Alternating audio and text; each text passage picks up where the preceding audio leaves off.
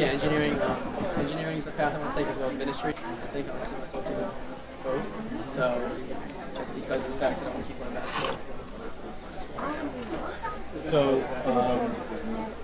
what you think basketball will be more? I think it should. And even if it's not the first year, maybe I go to JUCO or something in state. Okay, and just a little bit of money, a couple grand. I think it's something where I can transfer out the following year and the year after.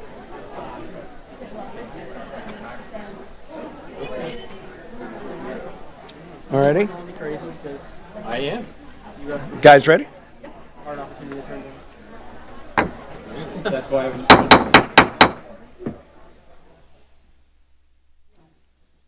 Good evening. Let me move this closer. Good evening, everybody. I would like to take this opportunity to welcome you to the school board meeting this Tuesday, April 15th, 2025, otherwise known as Tax Day, and my mom's birthday. Shout out to you, Mom. Today, our student representative is Oliver Boyle from Sarasota High School. He'll lead us in the pledge. If you would, please remove your hat. Place your cell phone on quiet. Please stand.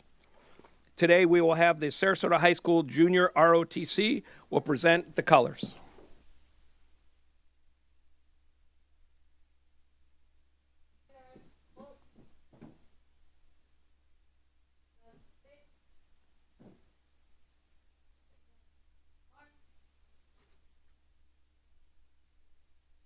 Pledge of allegiance to the flag of the United States of America and to the republic for which it stands, one nation, under God, indivisible, with liberty and justice for all.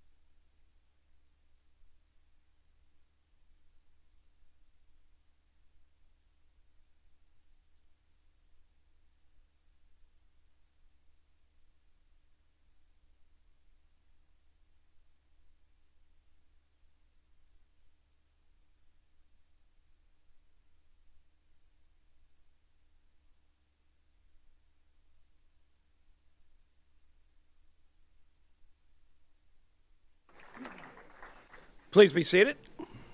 Thank you again to Sarasota High School JROTC. Again, as we always do, we have an arts moment at the school board meetings.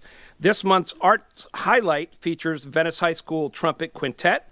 Members are Seeger, I apologize if I don't say it right, Zagast? Zach? Okay. Triton Wynn, Lena Smith, Madison Kiesel, and Alexandra Jewell. They will be performing Cityscapes, composed by Eric Morales. These talented students perform Cityscapes at the State Solo and Ensemble Music Performance Assessment, where they delivered a flawless, memorized performance and earned the highest possible rating, Superior with Distinction. Their band directors are David Wing and Preston Ridgell. Close enough? Thank you, sir. Their proud principal is Mr. Corestly. Performing assistance arts principal is Danielle Tanaka. Please join me in welcoming the Venice High School Trumpet Quintet.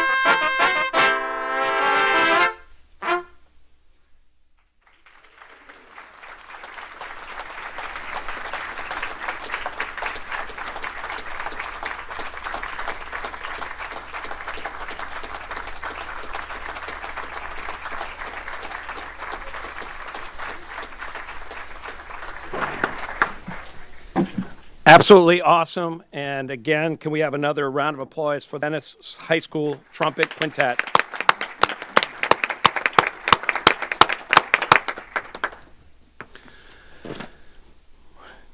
As we continue, moving on with tonight's board meeting. Prior to today's meeting, we had the honor at the superintendent, as well as some of the cabinet of the board members, that we did a question and answer with the Students Taking Active Role, which is the STAR committee from the Boys and Girls Club of Sarasota and DeSoto counties. STAR, which I stated is Students Taking Active Roles, is a training program to create and encourage youth to take active roles in their community. I will tell you that the questions they asked were absolutely on point, very, very thoughtful, and we have some significantly in touch students within our community that are on top of current events and absolutely have a passion to make sure that Sarasota County schools continue to strive as we move forward. So with that, the students in the audience tonight, if you could please stand to be recognized.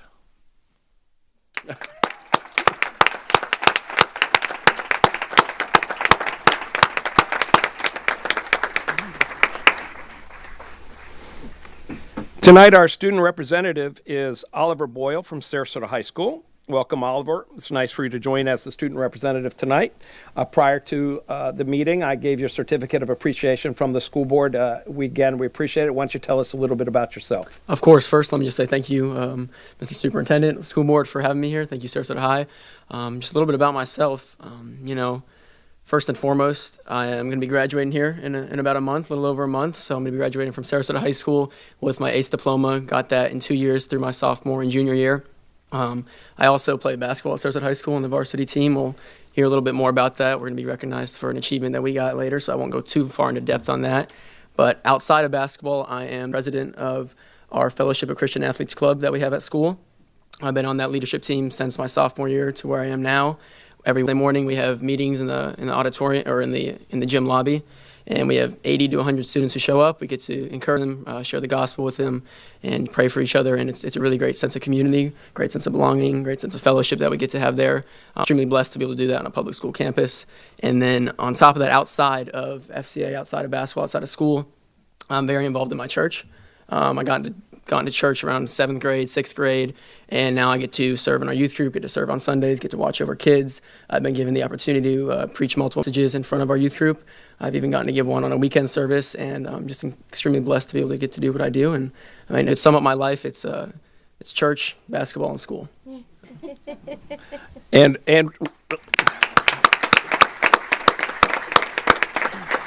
And as you move forward, we ask everybody, what is your intentions on moving forward, and where would you might go to school to go play basketball? Yeah, so right now I'm not 100% sure where I'm going to be going yet, which is a little nerve-wracking, a little exciting at the same time, because at the end of the day I want to continue to play basketball at the next level. So that's made the search a little bit more difficult than it would have been if I wasn't playing basketball. But I know that at the end of the day I'm going to find the place that's right for me. My goal is to go and pursue a career in maybe engineering, but at the same time ministry, because I feel that I'm called to that department. So no matter where I end up, I know I'm going to be able to play basketball, which is what I love to do. Get to pursue God and get to maybe get an engineering degree along the way. So, Well, congratulations. We wish you the very, very best as you move forward and you graduate and you go on to college. I'm sure there'll be great things in your future. So thanks again for serving. Thank you.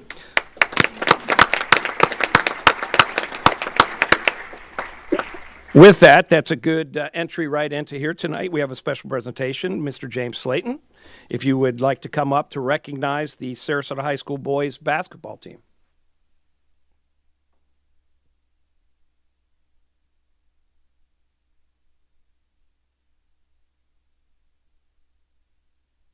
Great career. We've come together to recognize the amazing academic state championship accomplishments of the Sarasota High School boys basketball team. I'd like to thank Superintendent Connor, School Board Attorney Duggan for realizing the importance that athletics play in the lives of our student athletes. These fine student athletes exhibit the very characteristics, and especially with this group, that our district desires, and that is for our kids to be the best students, citizens, and athletes they can be. The recognition for this team is the academic state championship. So out of the entire state in their class in boys basketball, they had the highest GPA. It was 3.77 as a team, unweighted. Very amazing accomplishment. And they are also back-to-back academic state champs. So pretty impressive.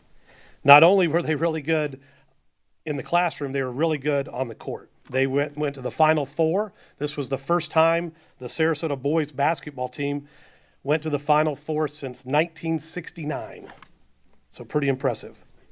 I want to thank Sarasota High Principal Ryan Chase, Assistant Principal Robin Livingston, and Athletic Director and Head Coach BJ Ivy for all their supports making Sarasota High athletics great. And at this time, we will turn it over to BJ Ivy.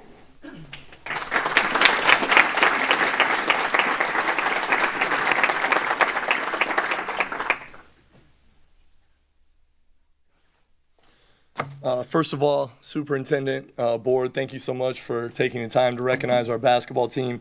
Mr. Slayton kind of highlighted a lot of our achievements. The one thing I have to say is they were an unbelievable group of young men to coach, just truly a coach's dream, dream season, dream team.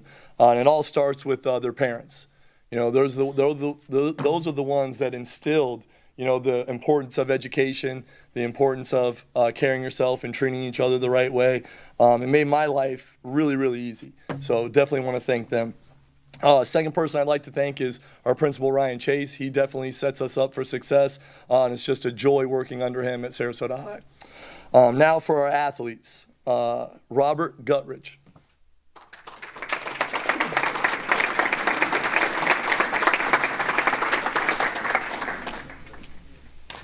David Young.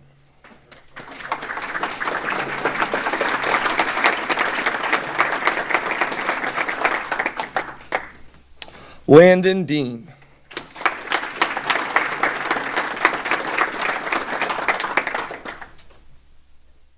Chase Fritz.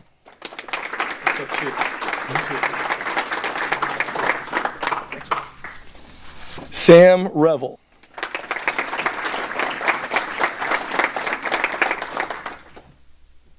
Brett Hall.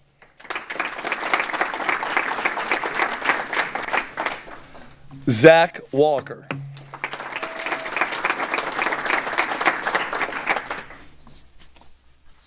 Harris Hawk.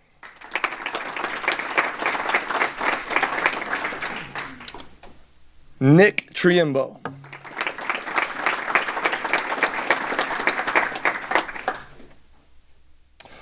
Johnny LaCaff is unable to be here as he's currently playing in the district baseball semifinals. Eli Hanan.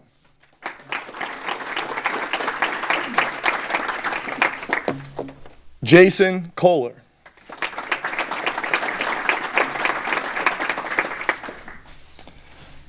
Misiel Menzano.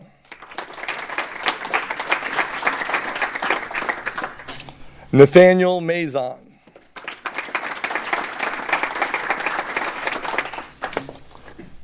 Aaron Clark.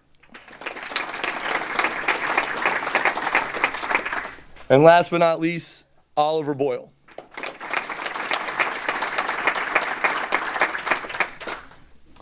The one last thing I'd like to mention about this group, they're definitely led by the class of 2025. We have over 530 students that will graduate from Sarasota High this year. Of our 7 seniors, 5 are in the top 25 of their class. Truly impressive.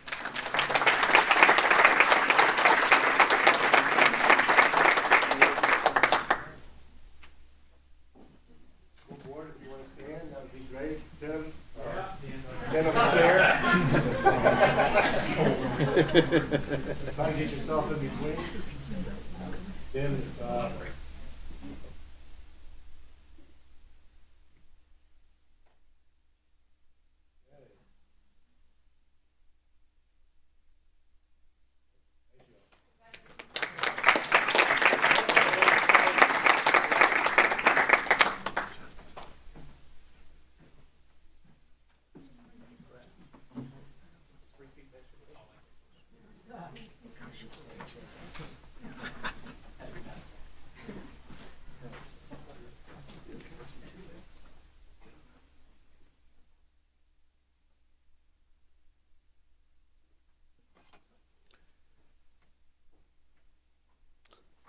As we move forward, we'll continue with the approval of the agenda.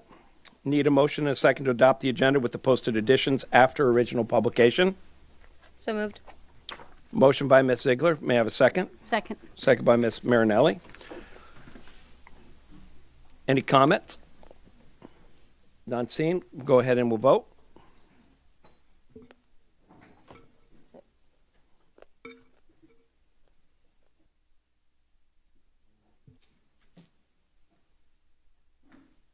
Motion carries 5-0.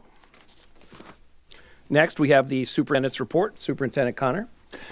Thank you, Board Chair. This evening's consent agenda includes several items that I want to highlight as we move forward at the beginning of our superintendent's report.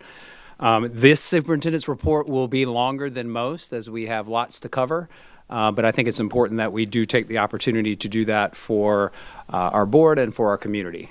And let's see if I can change something that's not working. Clicker not working? Not trying. We're good. There we go. All right. So we're going to start several items on our consent agenda, beginning with 10.1. Tonight, we're recommending the renewal of our articulation agreement with the State College of Florida for its early college program and dual enrollment. This enables our juniors and seniors to earn college credit as well as working towards their AA degree. This year alone, we have over 1,100 courses that are being taken at the State College of Florida by our students. 10.3, we are entering a new vocational instructional program with Sarasota County government to offer students with disabilities real-world job training experiences at our local public facilities, including parks and recs and our public libraries. 10.4 is an agreement with the university's Lassinger Center. It's a great opportunity to have up to 50 of our literacy coaches throughout our district receive a formal endorsement that are aligned to state standards and the science of reading. 10.6, we're recommending the approval of the 15-year charter renewal for Sarasota Military Academy, as well as 10.7, the 15-year renewal for Island Village Montessori School. 1027 is awarding a bid to cover up to 75 approved vendors for classroom instructional materials. This could include software, STEM kits, language programs, early learning tools, not to exceed $1.1 million. 1028 is to approve up to $15 million for the continued use of our cooperative contract with Weatherproofing Technologies for roofing materials and services. This just helps us meet our roofing-related needs throughout the district. 1029 is also recommending up to $4 million for a contract with Mobile Modular for our modular buildings. Portables are critical when we're accommodating growth and providing swing space during renovations. 1030 is recommending the approval of a district-wide painting services, both interior and exterior. We have awarded this to 4 vendors. They'll be making sure that they're covering all of our needs, not to exceed $2.2 million. 10.31 is the approval to use up to $4.5 million to purchase furniture from Schoolhouse Products and Meteor Education.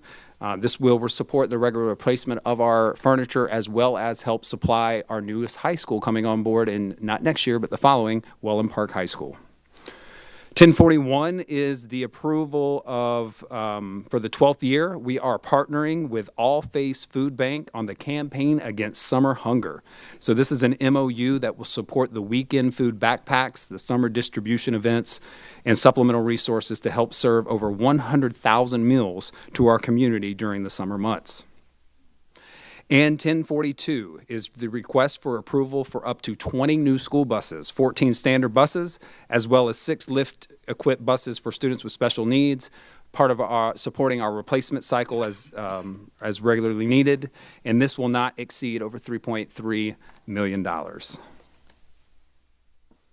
Couple of celebrations. Booker High School's Cambridge ACE program is celebrating 15 students who have earned distinction, have meet certain criteria set by Cambridge International Education, and has demonstrated academic excellence and global competitiveness in an advanced international curriculum. So congratulations to Booker and these students who have really set the bar of excellence in reaching this distinction by Cambridge International. Want to highlight and congratulate Asaya Menard from Venice High School and Elijah Mendetta from Toledo Blade Elementary. These students are the recipients of the Superintendent's Florida's prepaid 2-year college scholarship. We're so proud to support their future goals with this early investment. And we also just finished up the 70th Annual State Science and Engineering Fair, and Sarasota County represented with 10 awards. And 3 of those are actually moving on to represent the district at the International Science Fair. Those students are from Pineview.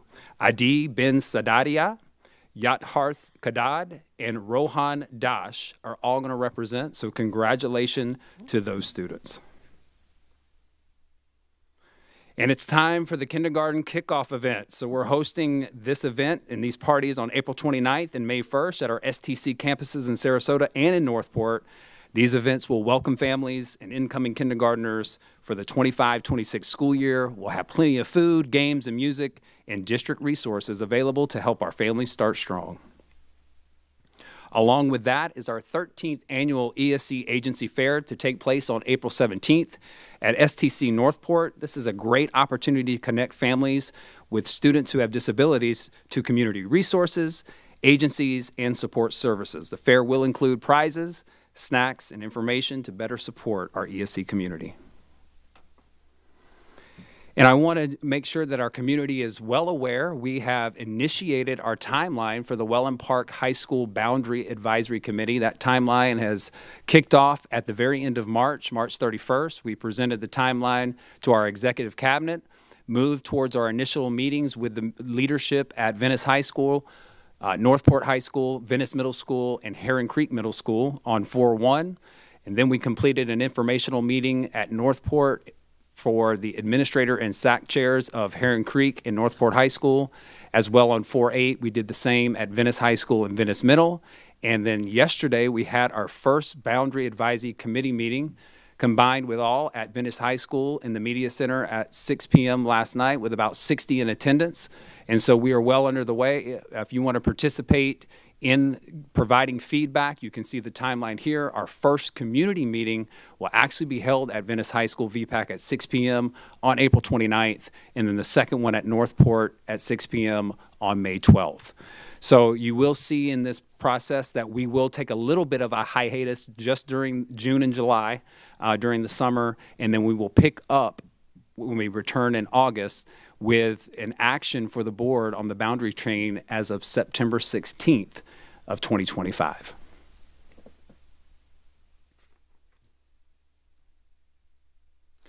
And then we also have, after getting input from our board related to our Insight community sessions as a way to continue to increase communication and dialogue amongst the community, we feel that these sessions are going to provide a great opportunity, and we have scheduled several of those throughout the year.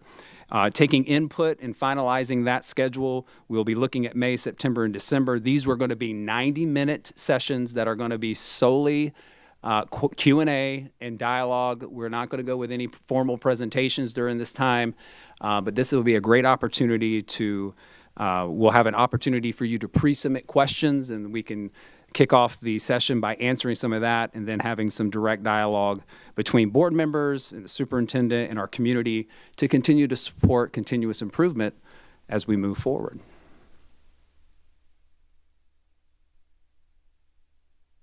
Tonight, I want to share, we're at a time of the year where we really begin the necessary process of preparing for next year. So we're always continuing to look forward to how do we better staff, how do we better budget, how do we better plan for the next year ahead, and we are in the thick of that right now. And so it's important to begin this work, and the early planning stages really just gives us time to align what our needs are, looking at our strategic plan and priorities, and identifying what are some better ways that we can do our way of work to meet the needs of our constituents, which are our students and our staffs in our schools. So we're going to go through several department tentative changes. Obviously, a lot of this is dependent on the budget, which we don't have a clear picture right of yet, but we don't want to just not do this process and wait. We want to work there. We're going to monitor very closely over the next several weeks and we'll return with some final recommendations to the board. But I want to walk you through some highlights because a lot of the agenda items tonight are revised job descriptions and new job descriptions that are incumbent upon what you will see in the tentative org chart plan. So we'll start with the executive cabinet, the office of the superintendent. And when you look at this, you're going to see basically three colors you want to hone in on. Red being those positions that we'll be eliminating moving forward into next year. Purple being revised job descriptions, meaning they're current allocations now, but may look differently in their roles and responsibilities for next year. And then yellow being new positions based on available funding. So in the cabinet here, we have two major ones there, Chief of Secondary Schools, which will currently occupied as Dr. Green is our Chief of High Schools. We'll be working with middle and high school next year. And for Chief of Strategic Innovation, Dr. Brandon Johnson, and we'll talk a little bit about his structure underneath him as we move forward. I will be eliminating the Chief of Staff position as we move forward, and our deputy superintendent will be taking a more active role on both sides of the house, academics and operations. When we look at human capital, this one I believe has had, when I came into the district, we did not touch this particular department at first. We left it as is, and so it is time for us now. We have our Chief of Human Capital, Ms. Ramadka, who is here and has done some analysis.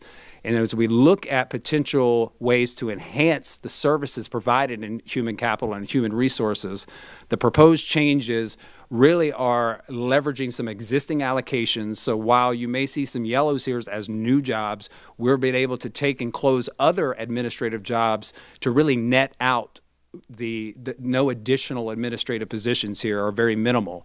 So we're looking at an employee experience and development manager, as well as breaking out our benefits and risk management analysts. We really think that there is opportunity to mitigate a lot of some of the claims that we have with workman's comp if we have someone focused in on risk management and able to provide the right direction there, as well as our talent acquisition manager that really helps service those front office, frontline workers in our HR department, as well as talking about enhanced ways to recruit and retain our students. So you'll see the most changes are here out of all the departments. We will be looking at repurposing some of our other admins in this area to create some of the new administrative positions to offset costs, and so that we're not obviously adding to the bottom line. In terms of facilities, you're going to see several of the yellow highlighted areas.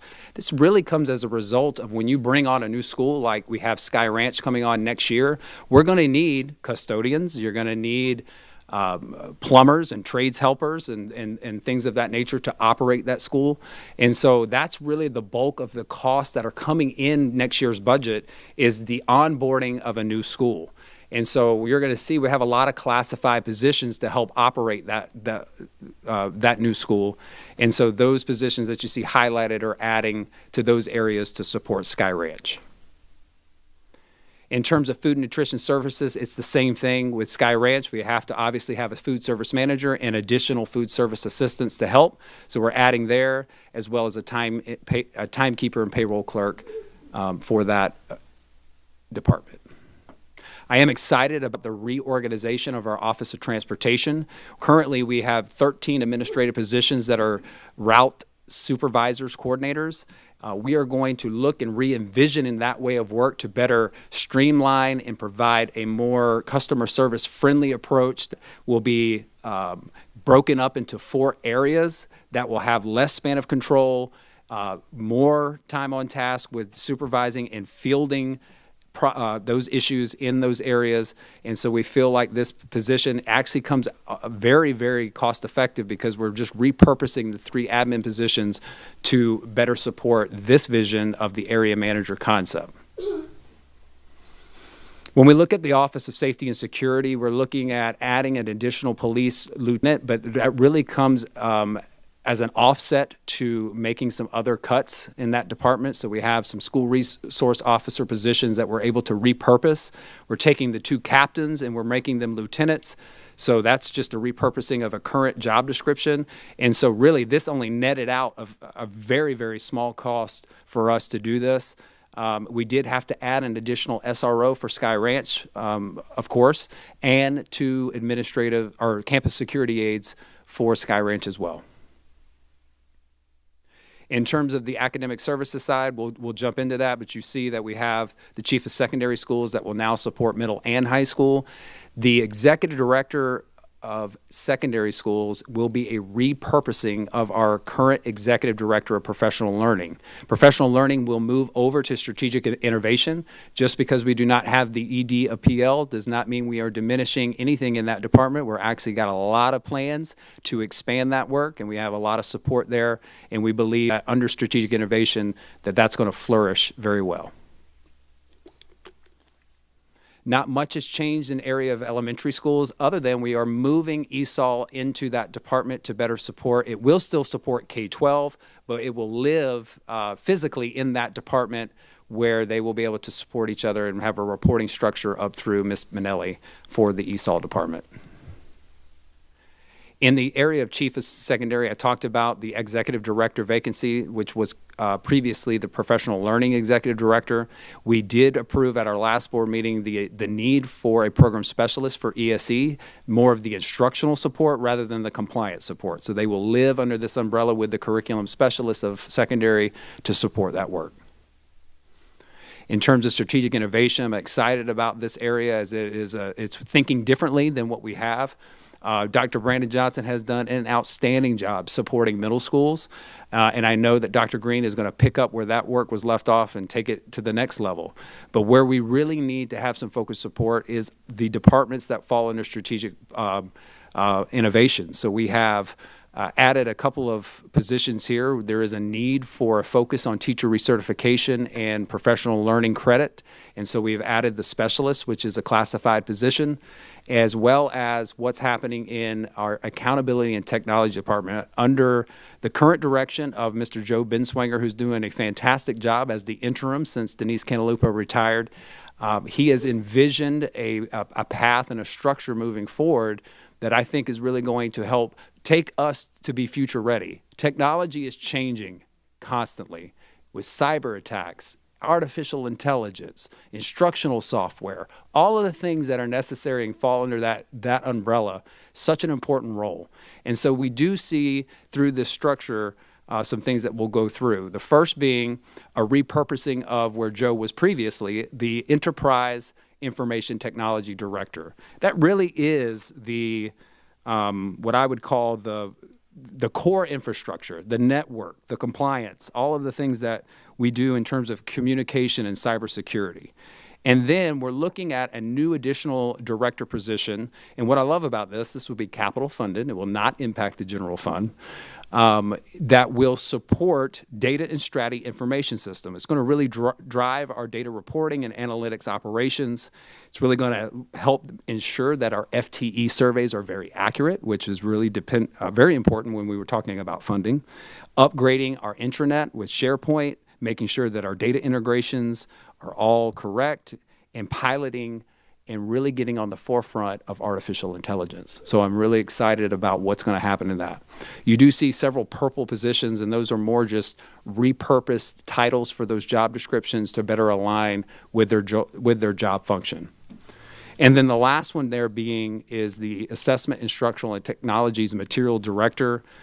This person is, with the advent of so many different instructional platforms that we are dealing with, and that textbooks are moving more digital, there's just a lot that you have to oversee in that area. And so having someone that is really focused on that and supporting educators with all of those tools, because it's one thing to have them under your umbrella, it's another thing to train and support teachers to use them, especially when you have thousands of teachers to do that for. So when we look at platforms like Schoology, Office 365, our data system with Performance Matters, and not to even touch on all of the AI platforms that are coming on board that really do some great things for students and supporting their learning, this person is really going to help in that area.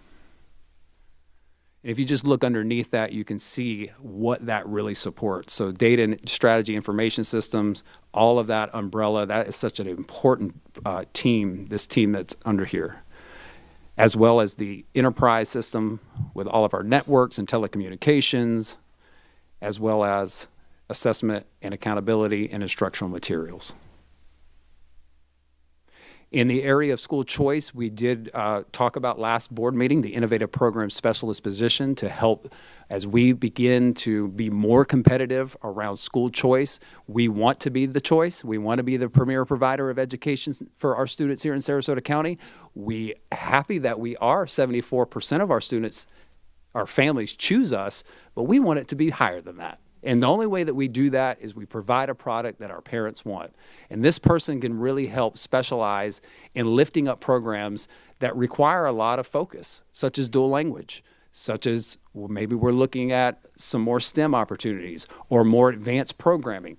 This person will really help us be innovative in that approach to provide those types of services for our families. And our last department we're going to touch on is the student support services. So the overall structure, not much change there, but as you dive into each of these departments, there were a few positions added under ESC services because of Sky Ranch. We had 2 behavior techs as well as an ESC facilitator. And then really importantly is our student services. As this will segue into something that I want to talk about a little more in depth before we move on from the superintendent's report. So you'll see here we have a couple of positions that were added, psychologists and social workers due to Sky Ranch. But if you focus in on the school-based mental health service providers, you'll see that there are 5 positions there, and that's going to be funded through the work of the mental health allocation plan. And so I think all of these projections and changes and revisions really reflect an investment into direct support roles that we need to be forward thinking at all times. But before I turn it over, I'm going to have our Chief of Student Services, Dr. Hutchinson, talk briefly about some recent media coverage that has happened related to some of the Florida Center contract. As you know, you may have seen, there's been some information out there, or I will say some misinformation surrounding mental health services and the Florida Center contract. I want to first be very clear. Our priority is not to diminish, to eliminate, but to expand and improve access to student mental health services. That is clear. We are not reducing it. The proposed changes that we're going to talk about here are really reflected in the updated organizational chart, are designed to do that with these 5 mental health support behavior providers. So we're shifting to a more direct district managed model. We're not just contracting out to one primary provider. This model is really going to provide us, we believe, better oversight, faster response times, better continuity of services for our students, and it also will ensure that the mental health providers are fully integrated with the schools and not that we just refer out. So the reorganization is not just about removing services. It's about strengthening them. And there's been a little bit of misrepresentation about our direction that I want to make sure we're very clear about. So I have asked Dr. Hutchins to walk us through the rationale behind the proposed changes with the Florida Center contract, including how this updated structure is going to support families and students. And just know that we're going to continue to expand in the critical area of mental health supports in the coming year. So Dr. Hutchinson, I'll turn it over to you. Thank you, Superintendent Connor. Oh, I'm sorry. Before we do that, I forgot one important thing. The overall projected headcount for this this org change results in a net of 1 additional administrator, 33 additional classified, 33 and a half, and 13 instructional. And that really does come down to the fact that we're adding a school. I mean, it's unavoidable regardless of what the outlook looks like in terms of budgets and all. When you open up a brand new school, you have to make decisions to help fund that. And that's where we're seeing the increase. But I think we've done our due diligence ensuring that we're being resourceful as best we can. All right, sorry, thank you. All right. Thank you, Superintendent Connor. You know, as he had mentioned, you know, really what we are doing is figuring out a way that we can expand our services. I want to be really crystal clear and reiterate what Superintendent Connor said, is that we are not in any way, shape, or form eliminating or diminishing our mental health therapeutic supports that we provide our students. What we are doing, in fact, is expanding the structured level, the early intervention and support for our students, so that when we do have kiddos who do get to the point where they need that that intensive therapeutic support, we're able to provide that through a number of different community partners, thanks to the forward thinking of this board and being able to approve all of our interagency agreements that we have with right now what are 10 mental health service providers that do engage in that therapeutic work that we have access to for all of our kids. And so all of the work that we do on the student services side when it falls under the mental health allocation plan really falls under kind of the resiliency umbrella. We talk about our resiliency standards, and I just want to share a little bit of background as to the work that we're doing, the why behind it, and also, so what are some of the expectations when it comes from DOE and the mental health allocation plan that does guide the work and the decisions that we're making. You know, we have an obligation every year to reevaluate our human, our community, and our fiscal resources to make sure that we have the most expansive and supportive plan for our students. And we are doing that for the upcoming school year as well. And so wanted to kind of get into that a little bit today to just reiterate again how we are supporting all of our students in a proactive manner, K through 12, so that every student has what they need every single day at every single step of the way. So when we do look at some of the FLDOE priorities, you know, it really does focus on ensuring that we are having opportunities to engage in staff training, that we are working on building up resiliency and mental health supports for our students and our families, that we have direct support for students who have a high level threat when it comes to our threat management process. We want to be able to, we're supporting them and ultimately improve our student services ratios. And we're going to talk a little bit about, in the next slide, how we are going to be able to do that through our redesigned model here.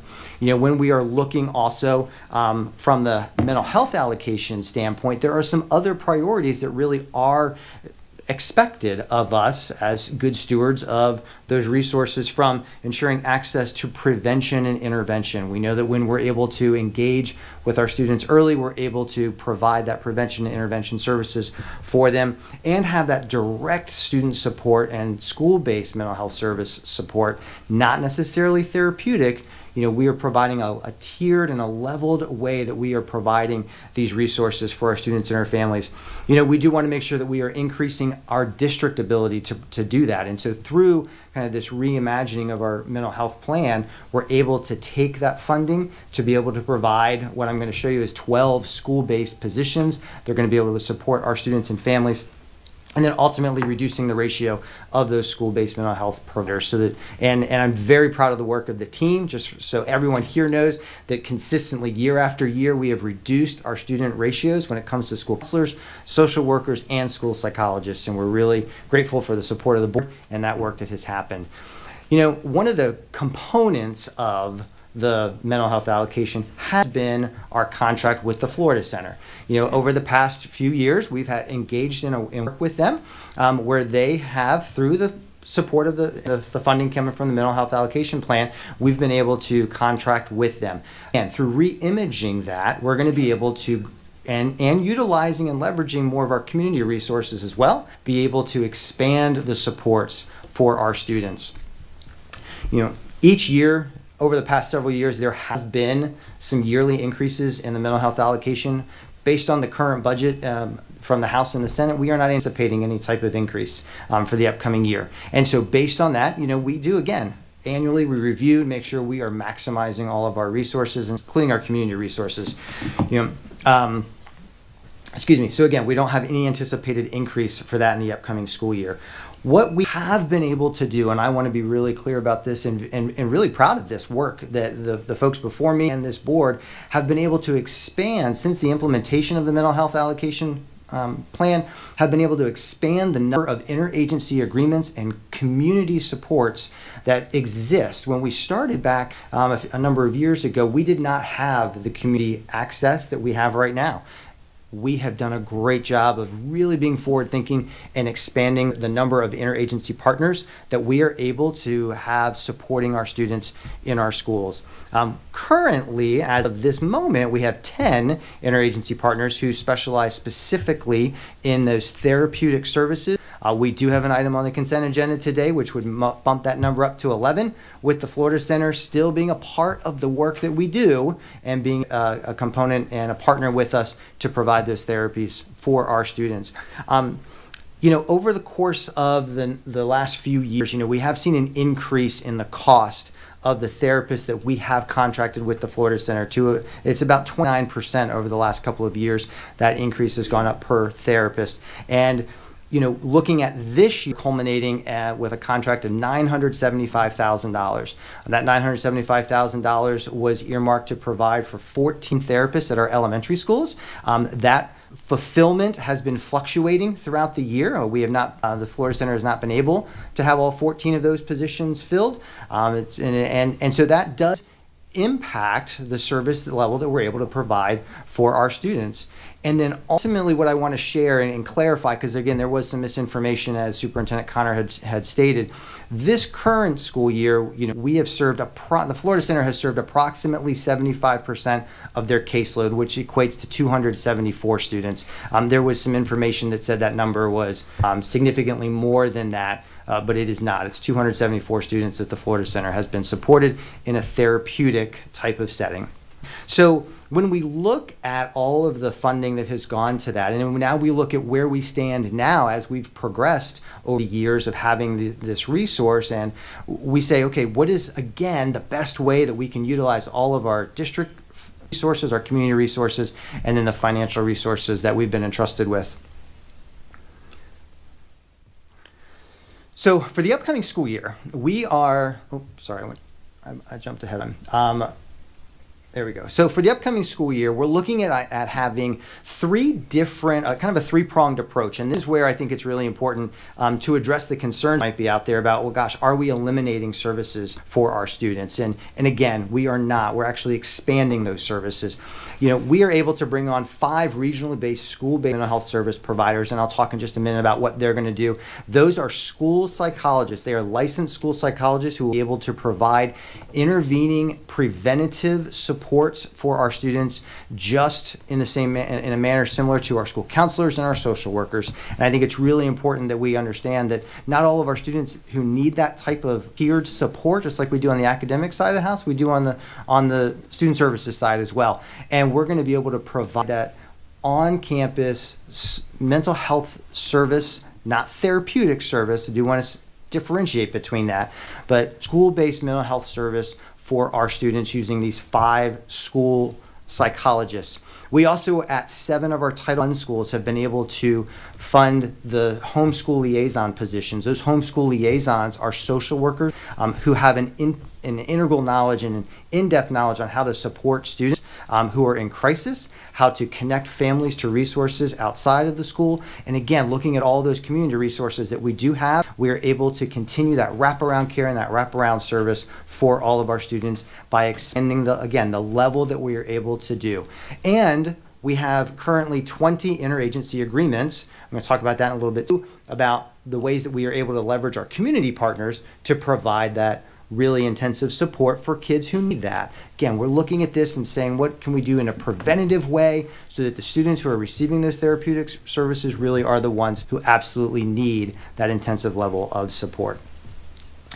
So when we look at our school-based mental health service providers and our homeschool liaisons, we're really excited about the work that they're going to be able to do in providing that direct service and intervention to all of our students in grades K-12. They are all school board appointed employees, which means that they are able to engage in crisis response. They're able to participate and support our high-level SSMP students. We're able to look at on-site coaching. We're able to engage in professional learning, at technical assistance. They are an integrated part of our school community and our entire district, and are going to be really, really integral. And when we look at the work we're going to do, especially with our homeschool liaisons, we're going to continue to build their expertise and repertoire to be able to intervene early and often with the students at their schools and provide those supports to our families. And so we're really very excited about the regional positions that we'll support throughout the district, and then also about our 7 homeschool liaisons as well. And we also have our interagency agreements. We have 20 interagency agreements currently. By the end of the day, we might have 21, depending on the consent agenda, right? 10 of those are specifically with community partners who provide therapeutic mental health supports to our students. When we talk about our interagency partners, we have agreements with all of them that they will bill Medicaid, they'll work with private insurance, they will not deny service to a student based on ability to pay. So I want to make sure that we also understand that we are not looking at finding ways to pass the buck to someone else. We still have systems in place and agreements with our partners to ensure that all of our students who require that therapeutic service with parental permission will have access to that. And so we also have 10 of those partners who their kind of expertise is more around the mentoring type of realm. So you might think of like big brothers and big sisters, and so they are able, again, with that permission to go into schools, work with our kids, and engage in that mentoring type of work. So we really look at this through again, this kind of tiered level of support, helping us to intervene early, intervene often, provide mentoring for the students who need it, provide school-based mental health service provisions for students, and then also for therapeutic services for our kiddos who absolutely need that. So where do we go from here? And so we think, what are our next steps? And again, I'm going to be really clear. We are not in any way, shape, or form limiting the amount of service that we're going to be able to provide for our kids. We're not diminishing it. We're not thinking mental health therapeutic service isn't an important component of our overarching resiliency umbrella. It absolutely is.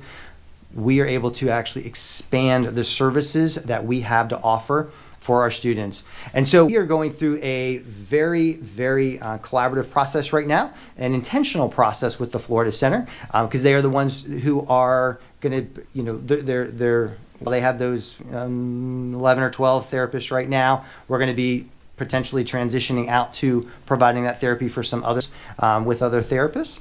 So we're working through a very intentional process to ensure that every single student of those 274 students that they are seeing, we know exactly by the last student day what their plan is moving into 25-26 school year. Some of those students, many of those students, will meet their therapeutic goals, which means they may be referred back to our school-based mental health service providers. Some of those families may decide that they want to transition to a different agency partner. Some of them will stay with the Florida Center. So again, we are not jettisoning any type of support or service for our students, but we are utilizing all of our community resources so that we're able to expand the supports for our kiddos and our families. And I do want to reiterate and share one other point with our interagency partners. Every single one of those partners has agreed to either provide that service on our school campuses, in a local office, or even through telehealth. Some of our families may want to do that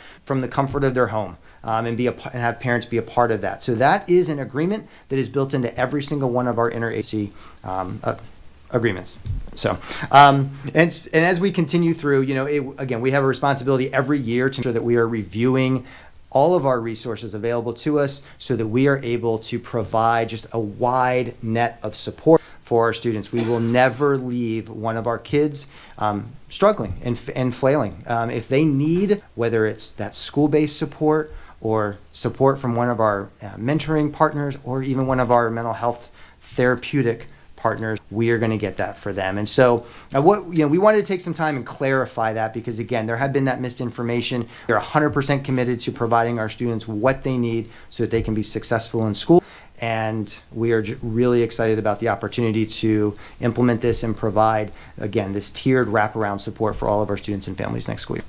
Thank you, Dr. Hutchinson. And just to close out, I will say we have reached out to every one of those interagencies, that agreement to ensure that they have capacity, and they're well over what we're currently servicing with our elementary students with the 274. They have committed that they can definitely take on the load and the capacity. And I'm very excited to say the 5 mental health service providers positions that are in this proposed budget, we are set right now to fill those jobs as we speak. We've got commitments to fill everyone. We actually have a waiting list of those who want those positions. And so we've already done our due diligence, and we feel very confident that we'll be able to rock and roll with those 5 new positions. Okay, and that is the end of the superintendent's report. Thank you, sir. Thank you, Superintendent Connor. We'll go ahead and we'll continue as we move forward. Today, we are going to have our school showcase. If we could have Principal Erickson come to the podium. Today we are going to be highlighting Bay Haven School of Basics Plus.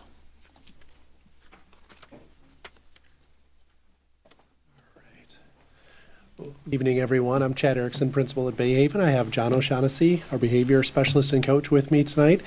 And thank you, Superintendent Connor and Chief Manelli, for this opportunity to share Bay Haven with everyone. And Chairman Enos, thank you for having us tonight. So we'll jump right in to the program here.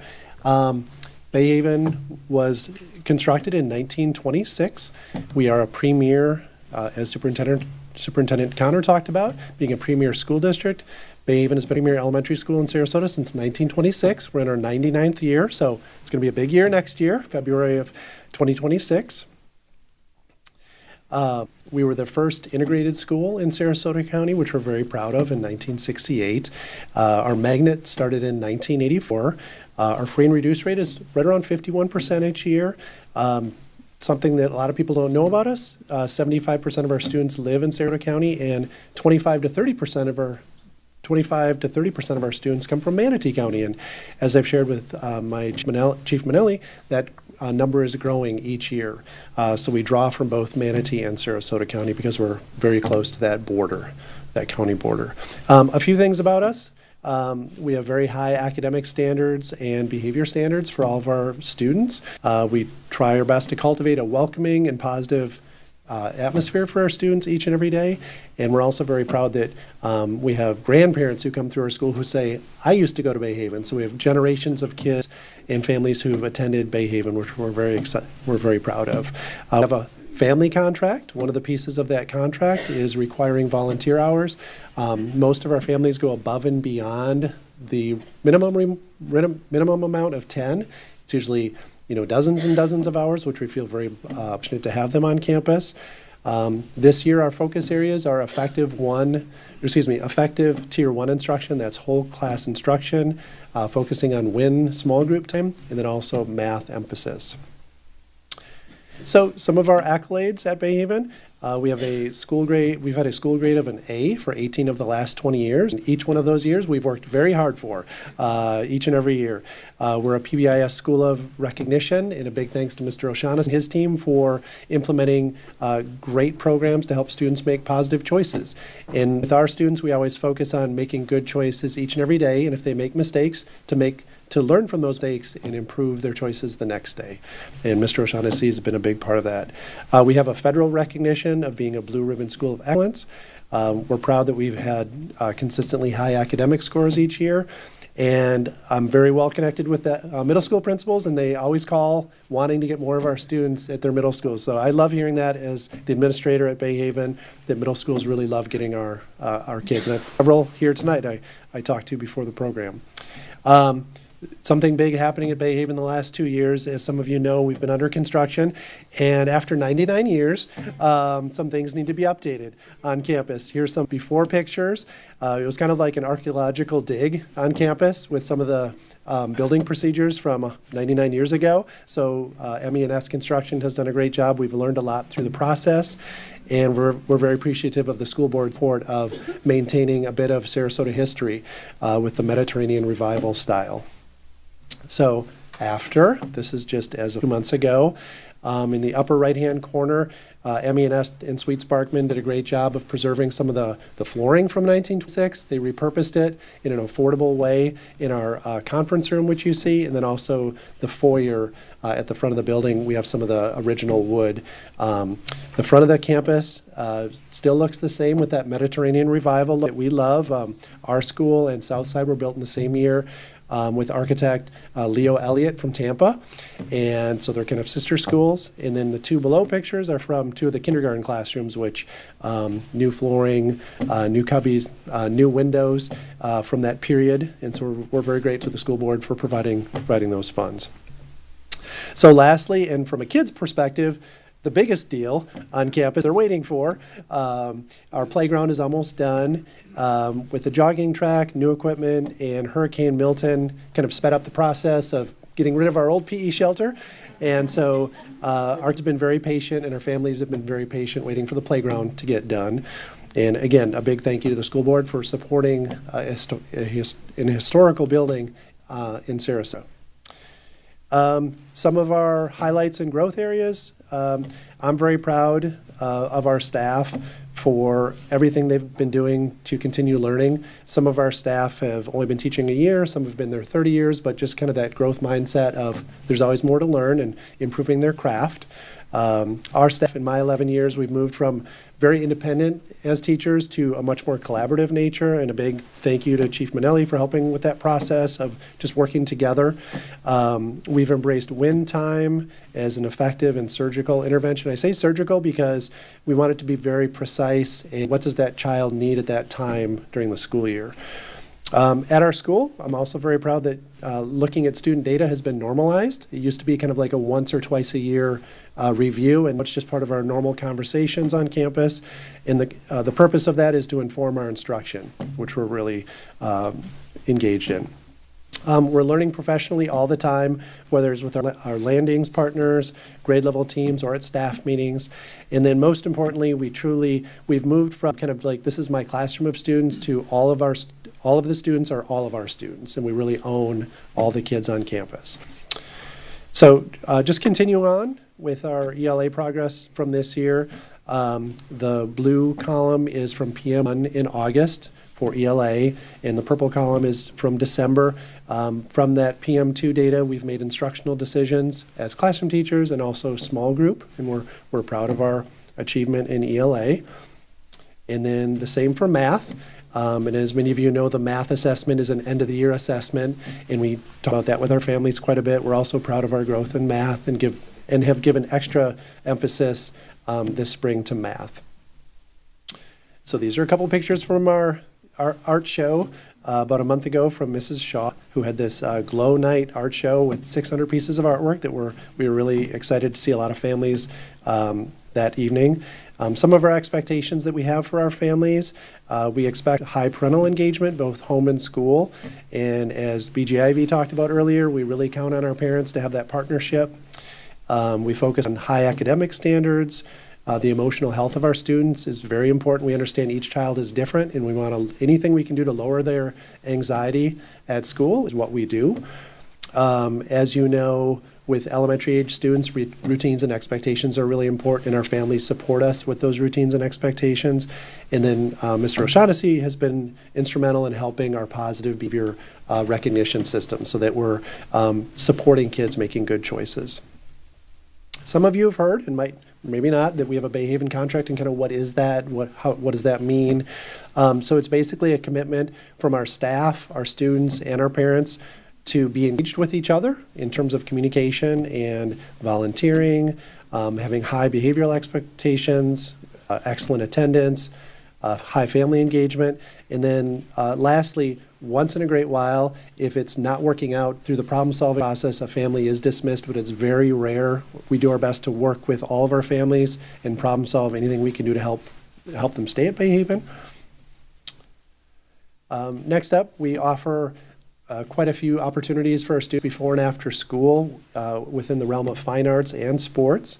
I always tell our parents, like, you can have your kids as busy as you want them to be, with opportunity. And I snuck in a picture of my family, as Superintendent Connor mentioned earlier. Like, how do we bring in families? Like, we are fans of Sarasota County. My wife and I both work in the county. We have 3 kids in the county. Well, actually 2 now. Our daughter graduated, and she's at Florida Gulf Coast, and then we have 2 boys at Sarasota High School. So we are not only employees here, but we love the schools as parents as well. I know I'm talking quickly here. And then just lastly, from our student council, thank you, school board, for your support. And then I have a short video that some of our students made of Bay Haven, about Bay Haven.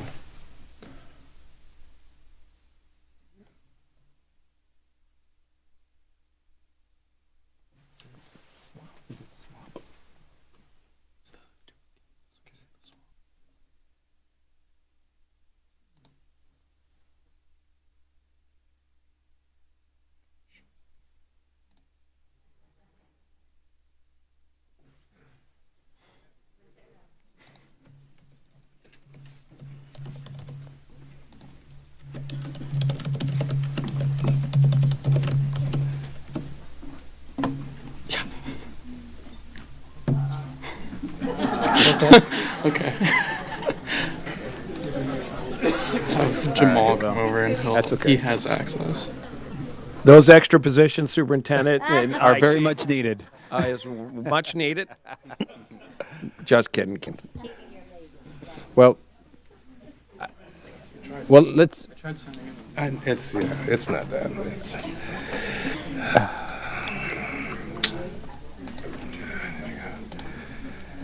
Why wouldn't I go? All right, we'll skip the video, but we imagine it was a really good one. We really appreciate that. Thank you so much. Let's give Mr. Erickson a round of applause. I don't know, he didn't change that up. Mr. Erickson, I do want to before you step away, I do want to say I've been to your campus. I've been here for almost 2 years, and you've been under construction for those 2 years. And I can imagine being the leader of a school where that's just an added stress to the already stressful job, but your culture in your school is tremendous. Like, the kids are happy to be there, the staff is happy to be there. That's a reflection of your leadership. And I always say the temperature of a school really is predicated upon the leader of the school. If you have a high-strung leader, you probably have a highly-strung campus on yours. So kudos to you for your leadership, and thank you for sharing your story today. We appreciate that. Thank you so much. Thank you. Ms. Ziegler? Thank you. You articulated almost exactly what I wanted to say. Is Mr. Erickson has this energy, and when you see it when you're on campus, I have to say I think it's longer than 2 years from the construction standpoint, and because it is a historical building, I recall years ago just all the variable aspects that had to be done. But I know that Bayhaven's a very special place in this community. I know many moms or families that put themselves on the waiting list when their child is in utero. And that goes a testament to people who really are excited and invested in planning early on. And again, you have led that school tremendously well. I know many families who still attend there and just love it. So I'm so excited to see it highlighted today. And as was mentioned, I'm sure the video is fantastic, but you presented it very, very well. So thank you for your leadership and all the work that you do. Ms. Barker? And I had the pleasure of joining Bayhaven for their Ruby Bridges Walk to School Day at the beginning of the school year, which was an absolute delight and a joy to see those students and families and teachers come together. And again, absolutely a testament to the excellent leadership at that school. So thank you. Thank you, Mr. Erickson, for all that you do and celebrating the uniqueness of all your very special students. Mr. Edwards? I had the pleasure of being the Secret Santa at Bayhaven and greeting the students as they got off the bus, and that was a delight. And I can't express more what Mr. Connor said about how the collegiality, the family atmosphere, the teamwork that happens at your school, and it is an estimate of your leadership. So very, very well done. Well done. Ms. Marinelli? Well, I'll just add that I've had the pleasure of being a part of Bayhaven since inception, and it has been a leader. It's had excellent leadership, and you've just increased it, and it's a very desired school. And being when Bayhaven was formed, being part of your sister school at Southside, it was always the race of who could make their school look better. But when you found the original paint for the outside, we knew we couldn't beat that. But it's been an absolute joy to see all the students thrive. You've had excellent teachers and leadership, so thank you for continuing that tradition of Bayhaven. And I would just say all those comments plus is the reputation of the school is really, I mean, in the community is really what tells the tale of that. I mean, it's just a high level, high performing. The kids are great. The families are great. The volunteerism. I wish we'd have that more schools because then it brings the parents in and they can read to the kids and they could do things. I think that model is exemplary. I wish that we had that at every single school, to be honest, because I think that really what sets it apart because you have ownership in there. And your reputation of your school and your leadership, it goes way beyond the county. So thank you again. I appreciate everything.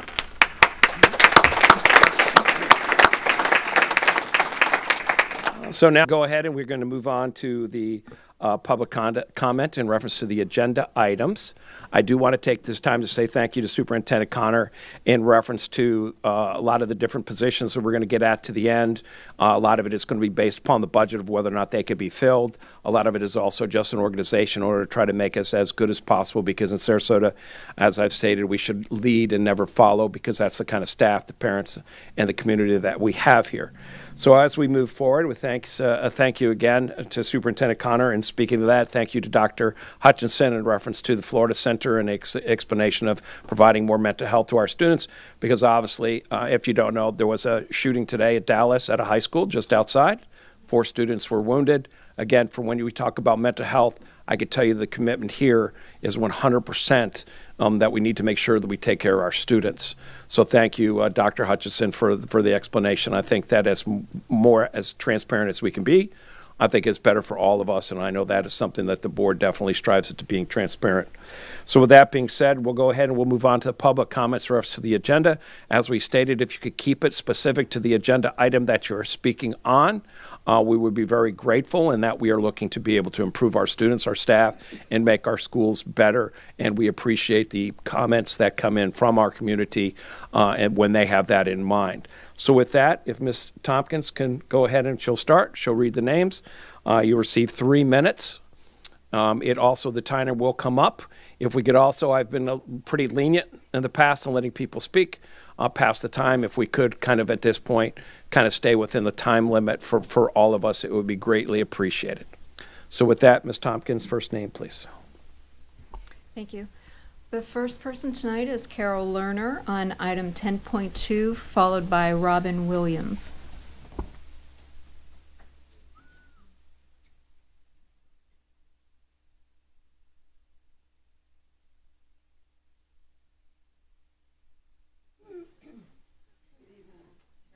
Speaking for Support Our Schools.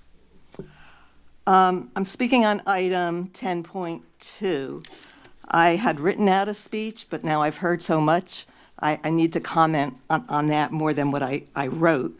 I'll just read the first few sentences.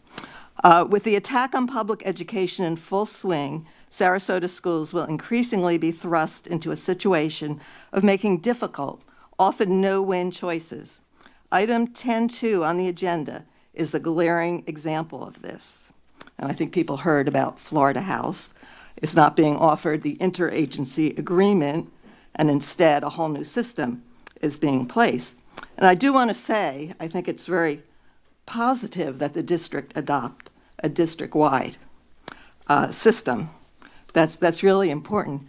But I really have strong reaction, negative reaction, to what was proposed tonight. First of all, I feel it's being kind of sprung on the community as a whole without any chance to really think about it. I just heard bits and pieces, both in the agenda and just from different people. Now, I myself have done almost all the key parts of what was presented tonight. I worked in New Jersey in a public school district that was somewhat unique, that served students with special needs, often needs that couldn't be served within the local community schools. And within that school, during like a 30-year career, I did case management. I did child therapy. I did outreach to the home. So I really covered all those. And I must say, the number of staff that you're contemplating and some of the composition of the staff, I don't think will work.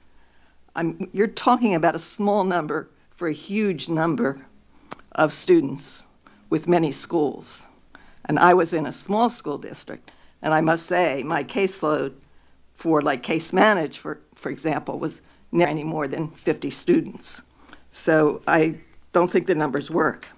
I'm also really very distressed, and I know this model did not come from the school district, but the resiliency model that is putting in untrained, generally parents, into the mental health system, I think is really wrong, and I think it will backfire, and I think there will be actual malpractice. So I would really like that rethought.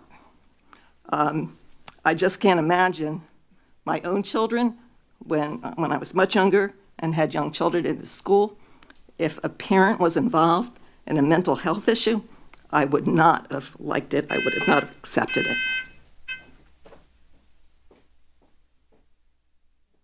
Robin Williams, speaking on student policy, followed by Julie Forrester.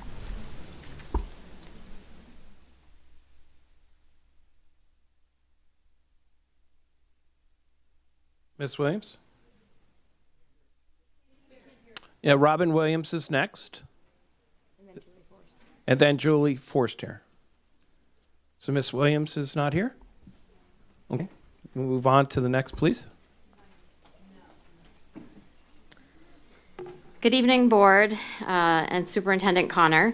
I'm here tonight to share my concern about the district's decision not to renew its contract with the Florida Center and instead to switch to an unpaid interagency agreement. I really appreciated all the information tonight, yet I still have concerns. I understand and respect the district's intent to reach more students and to do so in a more cost-effective way.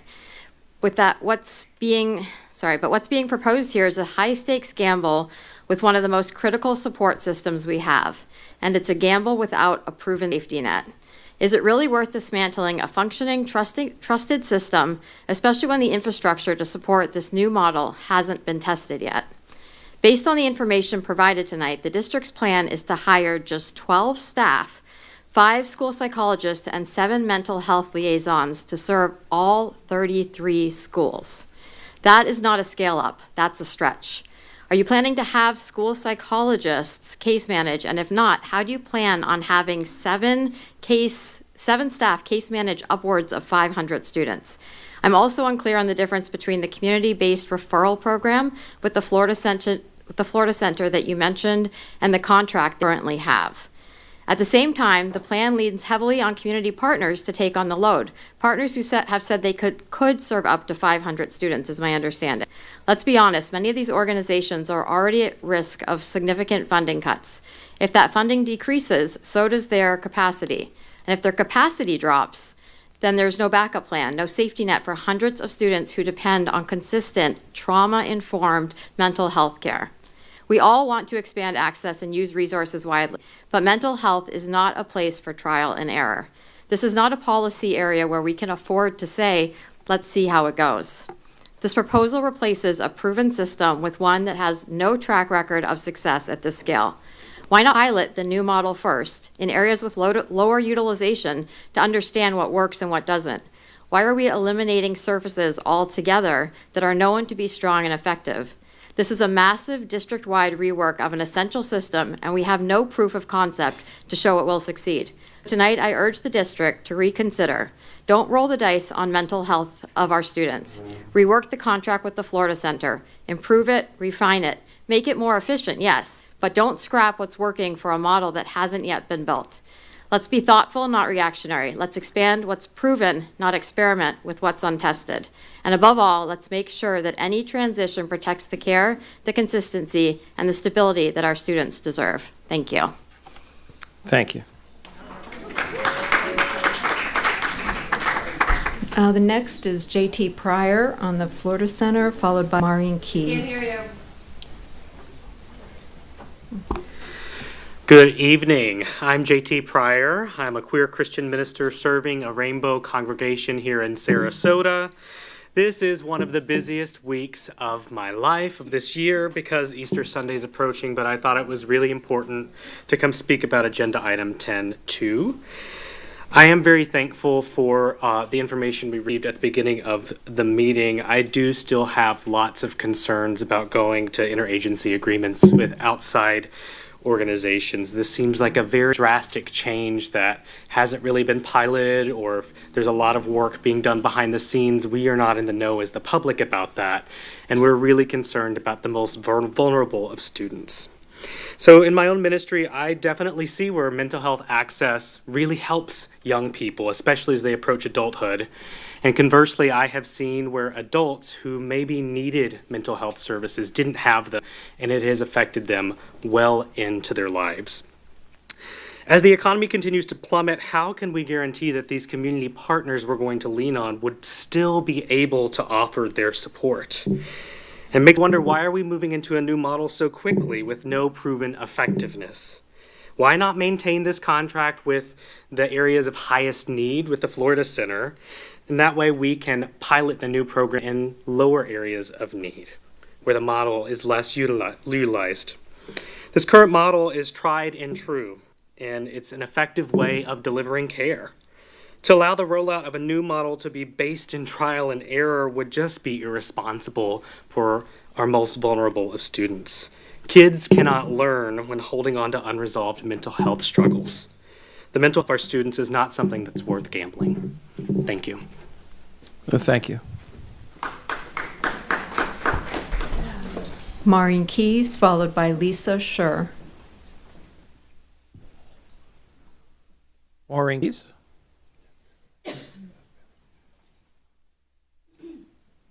Next will be Lisa Schur. Ms. Tompkins, who's after Ms. Schur? Okay, that would be the last one. Thank you.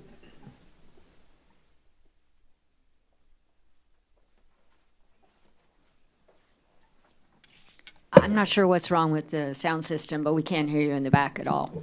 My name is Lisa Schur. I'm a resident of Sarasota County, co-founder of Support Our Schools, and I'd like to offer my comments on agenda item number 10.2. First of all, I'd like to thank Mr. Connors and Dr. Hutchinson, I believe, for that wonderful presentation. I think this is probably, one of the better examples of why we need to continue having two meetings. We're fully aware of the looming state and federal cuts on the horizon, which is, I understand, part of the reason why the original contract with Florida Center was terminated. In some cases, parents will be expected to pay for the counseling sessions themselves, and as we know, many people do not have insurance that would cover these costs. Also, with many parents working two jobs, these parents may not have the ability to take their children to and from these counseling sessions.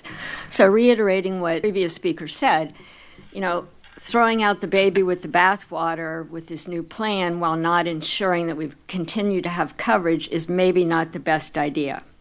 Based on what we know so far, both we and the board expect the budget situation in Florida will only worsen in the next 2 years, along with the lines of what has occurred in Arizona. For those who don't know about Arizona, the Arizona Governor's Office recently said in a news release that there had been a dramatic spike in spending on the entitlement program and that the updated state budget now includes almost $50 million in scholarship accounts, or vouchers as we know them.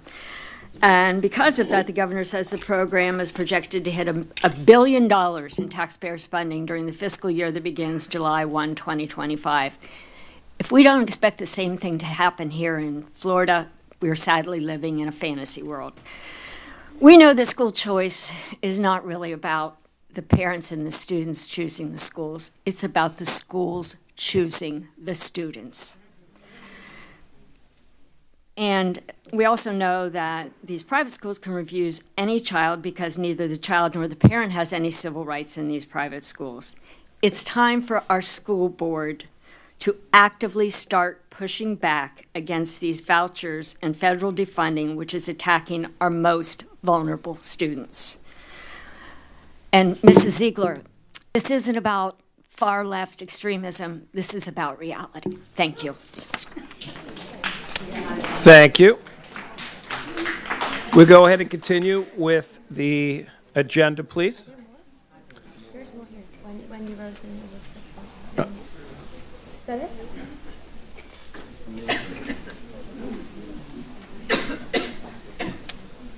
We have Wendy Rosen, Elizabeth. Wendy Rosen, are you here? Yes, I am. Did you put in to speak on the agenda? Yes, I did. Okay, thank you. We're just having a computer glitch from Diligent. Thank you, Okay, though. We thank did you. see your name on here. My name is Wendy Rosen. I'm with Support Our Schools. I would like to speak tonight about 10.2. But before I do that, I would like to let everyone know that we have one meeting a month now, and today we were faced with an 845-page agenda to read. We'd had to do that in less than a week. You only give us 4 days or so to read it. That is unfair And, all right, so anyway, I don't want to have to read the entire length of something that's as big as Project 2025 before a school board meeting. And I don't think you guys do either. About mental health services, every time there is an announcement about a school shooting, we find out that the shooter was an unstable kid with mental health needs, that he's a loner, and he's not getting the support of other kids in the school or friends or teachers or anything. The shooter is a troubled child, someone who just doesn't fit in. For us to say that we are reorganizing completely our mental health service program for our school system is to me unthinkable. We need to add to it, not take from it. And let's see, I think that if we had mental health screening in every school and we had twice the number of mental health professionals, that we would reduce school shootings around the country. That's just what I believe. And that's it. Thank you. Thank you. Next, Elizabeth Borndine, then Ronan Zeitler, and then Dr. Jill Lewis-Spector, and that'll be the end of what we have on the agenda. Good evening, board attorney, superintendent. I'm Elizabeth Bornstein. I'm a parent of a student in the district. I'm also a mental health provider in the community. My early career days were in child protection and early childhood. Arsonists are usually people who've been victimized as children. Fire setters. School shooters are usually children, adults who've been victimized as children. I mean, it's in the literature. So here tonight, I'm very concerned about mental health for our students. The shooting, the arson, so much going on in the media, so much happening to dismantle our public education. So putting all the mental health responsibility to the school is concerning. More concerning is the way that it was handled. So I'm not here to admonish you or tell you you're terrible people, because that's not what this is about. I'm here because I care about public education and I care about mental health. And you've had an amazing community partner with the Florida Center. They've showed up for years. They've been in our community for years. I've been in this community since 1998. The Florida Center shows up for kids and families. And they've been a well-respected partner for Sarasota County Schools. And they've done due diligence in their job with all the service that are provided. They're well-respected in the schools. In my child's school previously, well-respected in the schools. The fact that you did not really engage them in the dismantling of the current program to embark on a new program is concerning. It seems shady. It seems very,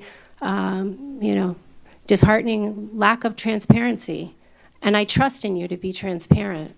I don't want to learn about major mental health changes to our school district on social media. And that's where I heard it first.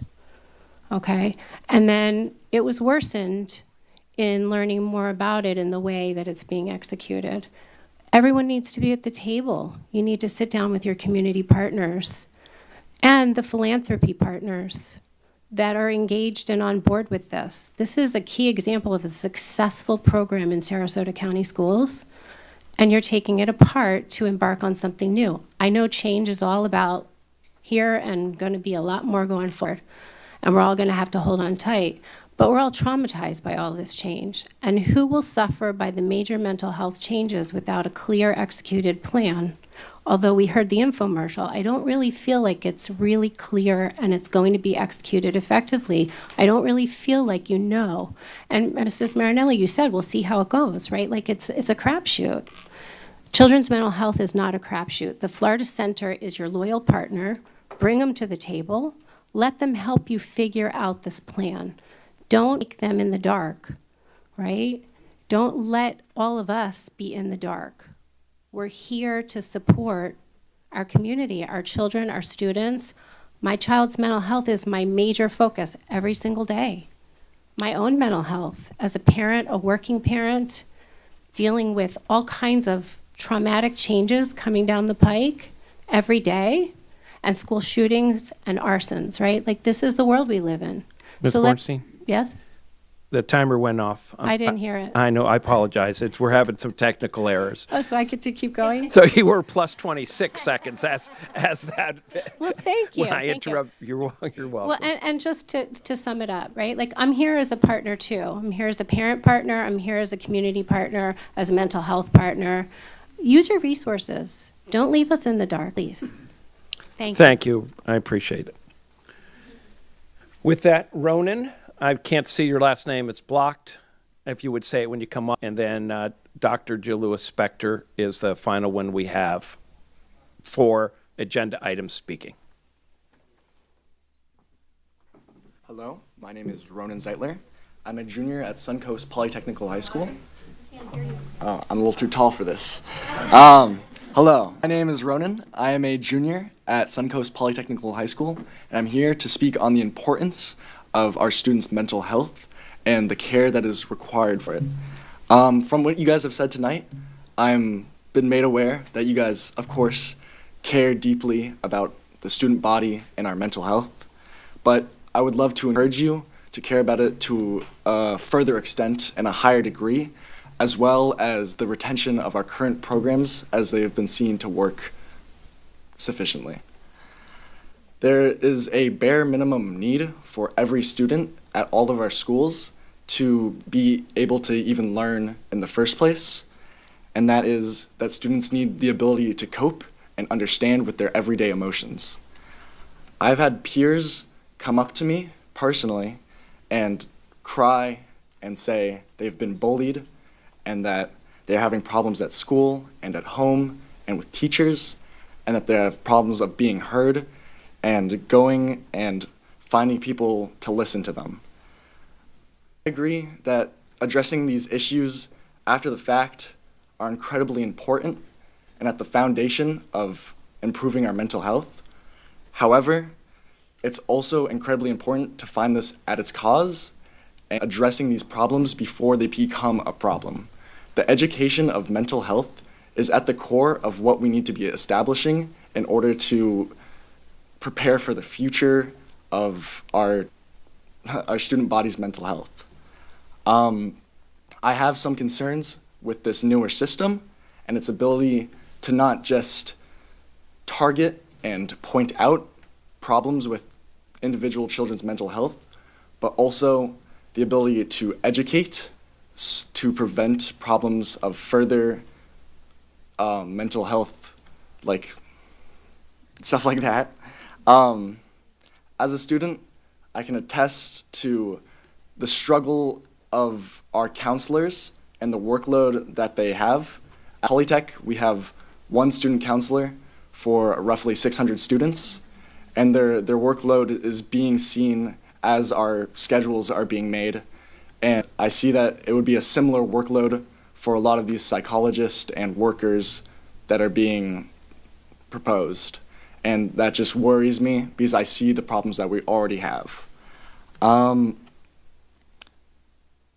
We are on the same team as students and as legislators. What's important is that we keep in mind the importance of our mental health, just addressing the problems of it, but addressing it at its core and why students are not educated to the point where these are not problems. Thank you. Some of us signed up and have approval and are not on your. That's fine. If we could have Dr. Jill Lewis-Spector first, and then we'll go ahead and we'll call you up one at a time. Is there just two additional? This is on the agenda items, though, correct? And you do have the approval. Okay. When you come up, we'll go ahead and state your name, and then we'll get you two, and then we'll be done with public comics on the agenda. Thank you, ma'am. Thank you. Good evening, Superintendent Connor and board members and staff. I'm speaking tonight on behalf of Public Education Network of Sarasota. a nonprofit, nonpartisan organization focused on public education advocacy in Sarasota, Florida. We commend all for the excellent presentations and discussions on the budget and community engagement at April 1st board workshop. Especially appreciated is the lengthy discussion on book bans in the district schools and policy 4.22. While the district and the Florida Department of Education prefer to say that books are deselected rather than banned, that is just semantics. Many books have been removed from Sarasota District school libraries, and Penn Sarasota is glad that the process for book removals is being refined and will be more transparent and detailed. Several times, Ms. Barker and Mr. Edwards, as well as Ms. Marinelli, asked, how is information about removal being communicated to parents? The revised policy does not yet provide a satisfactory answer. At the workshop, we learned that school administrators are told what's been removed, and parents can write the district requesting this information. Based on the draft policy and workshop discussion, we offer a few recommendations. 1. Penn Sarasota would prefer the district to take the initiative and to post on the district's website the list of books removed because they were deemed not age appropriate, including whether they are available at another grade level. This way, all parents and members of the community can easily access this information. We heard that to determine age appropriateness, the 3 media techs convene to review the book in question, so removal is not based just on one person's opinion. This information should be included in the policy's description of the procedures for selection. Third, it would be beneficial to have on the website a flowchart depicting the somewhat complex process for challenging a book.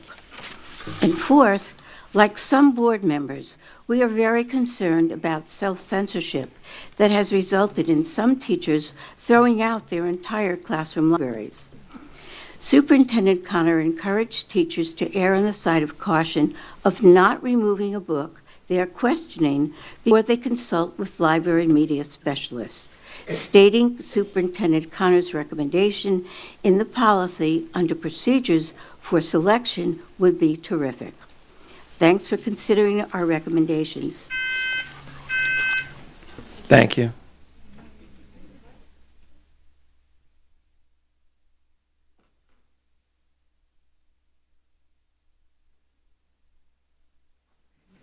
I'm going to get a complex. Y'all did this to me last time, but I'll keep coming back. My name's Tracy Lipton. I'm with Voices of Florida and all the aforementioned organizations. I mean, to be real here, you spoke in riddles, sir. Who are your interagency partners? Why did you not renew a contract with the Florida Center? What is tiered mental health supports and therapeutic services? What if a child is being abused by a parent? Are you still going to need parental consent if they're terrified of their parent?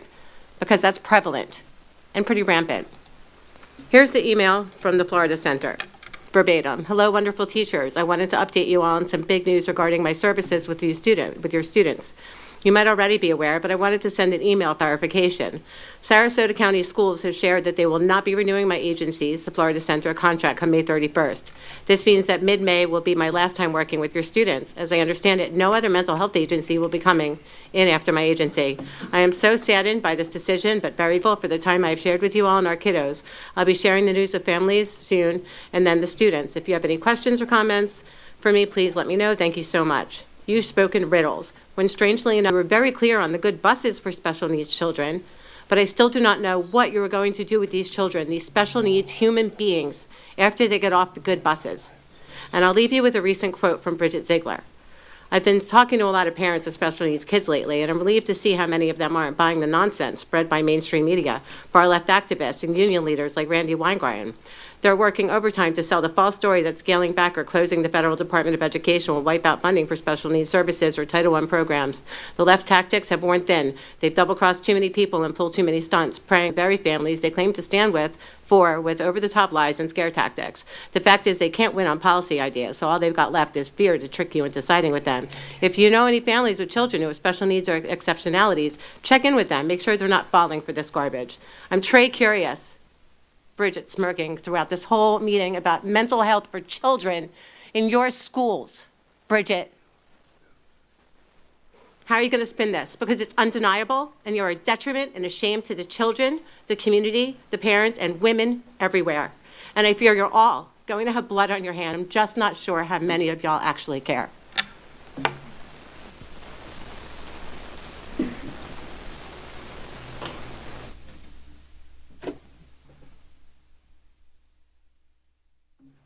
So my name is Robert Orm, and I'm not going to comment on 10.2. I'm going to comment on 10.44 and the safety issue around the school. So I have two grandchildren that attend Southside Elementary School, and for the last 4 years, because both parents work full-time, grandparents have been alternating picking the kids up, and for the last 4 years, it's always been a pleasure to pick them up. Everyone's cordial and polite, and there's always the crossing guards, and there's always a police officer standing as you leave the parking lot out onto Weber.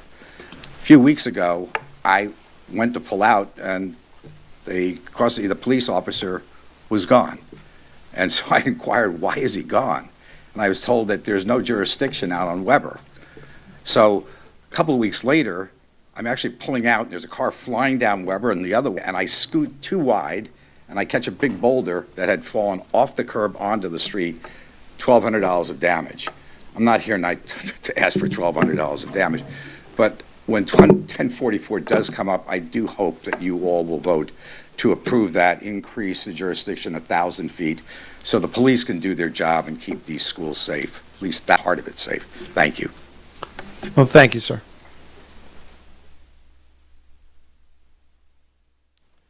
That concludes public comment in reference to the agenda items.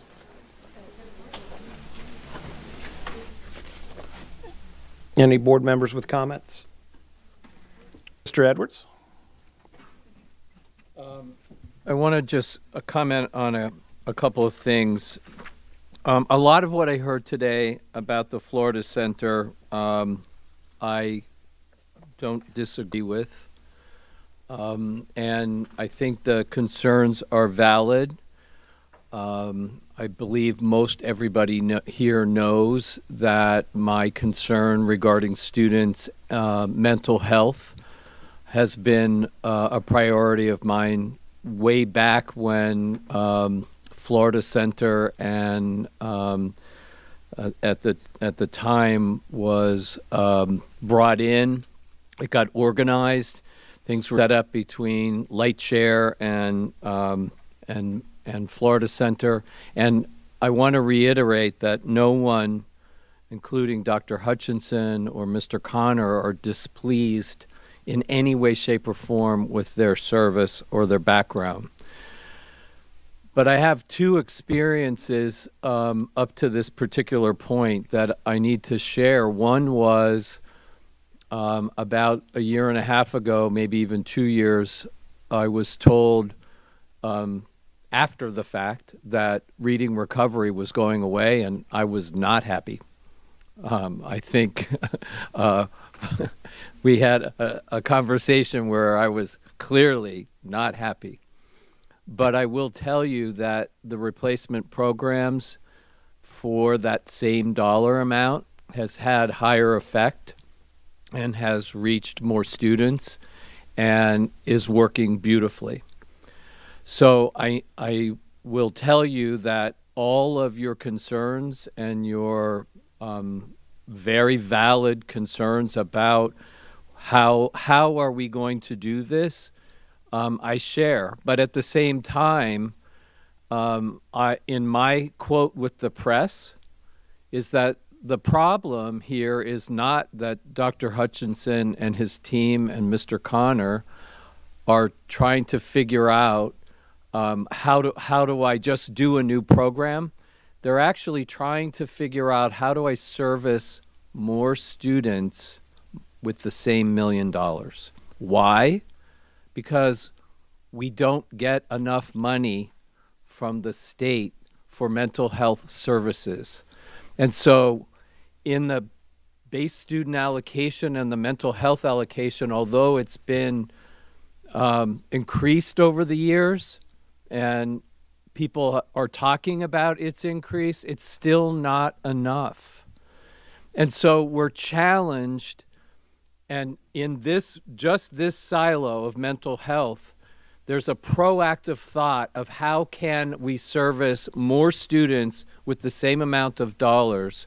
And believe me, my biggest concern is capacity, which I shared with Dr. Hutchinson, the abilities to offer wraparound services and how we're going to be able to do that, when in fact, right now, today, I know there's a queue of students that need support. So how do you solve the problem? At this particular point of time, the best solution that I have is to allow the program to go through. Yes, it's risky. Yes, we don't know, but we have to have faith in the team that we've hired, which I do. And it could go wrong. It might, but I know that we have the recovery time to fix it, jump on it, because everyone on this dais and on Dr. Hutchinson's team care that much about our children's mental health. So if there are hiccups, we'll fix them, or we'll do the best we can with the money we have. I also want to thank the Florida Center for their cooperation in this process. They are top shelf and working hard to make sure that the transitions will go smoothly. I also want to thank our community partners and our foundations who helped launch a lot of these programs and get to where we are today. Because where we are today and where we were when I started here is 100 million times better. So I appreciate your concerns. I'm paying close attention. I know Mr. Connor's paying close attention. I know Dr. Hutchinson is going to be paying close attention. Our concerns are yours. Thank you. Ms. Ziegler? Thank you. I absolutely agree that I have faith in the team that's in front of us, both with Mr. Connor and all the way down with Dr. Hutchinson. I think that a former board member, Mrs. Rose, frequently spoke to the element, and I know two of my colleagues up here are very well versed in this space, but was more about quality control and really allowing us to be prescriptive to the needs of our students. And I believe this change really does, in fact, allow us to do that. And I can understand, I believe everyone cares about mental health. I think that certain things might be a little bit distorted, but the reality is we have to make real changes in real time. And what I have seen from the leadership of this district under Superintendent Connor is there is not a fear of change. And even if we're going down that path, not to the detriment, waiting we're too late, but if you have to pivot, it will be in fact pivoted. And I think that's what we're doing right now. And I applaud that, because I think unfortunately many institutions, and education is no different, kind of get stuck in their ways of always doing something and fearful of changing. And unfortunately the students ultimately are the ones that actually are hurt in that situation. So I have faith that this will work. I am disappointed that in the manner, I guess, of which it was kind of put out there. I think I can understand if someone's disappointed about maybe not having the same continuation, but I don't think this is my personal opinion, I don't think it really put forward a good faith effort of partnership, putting it out that way. But and I think there's a more professional way of handling that. But that's just my personal opinion. Moving forward, I know that this board is committed to making sure that we are able to foster and support families and students with the diverse mental health challenges, while also prioritizing academic responsibility. And, the part that has been a challenge over the years, there's been so much effort and work to break the stigma of mental health, and I think that's to be commended.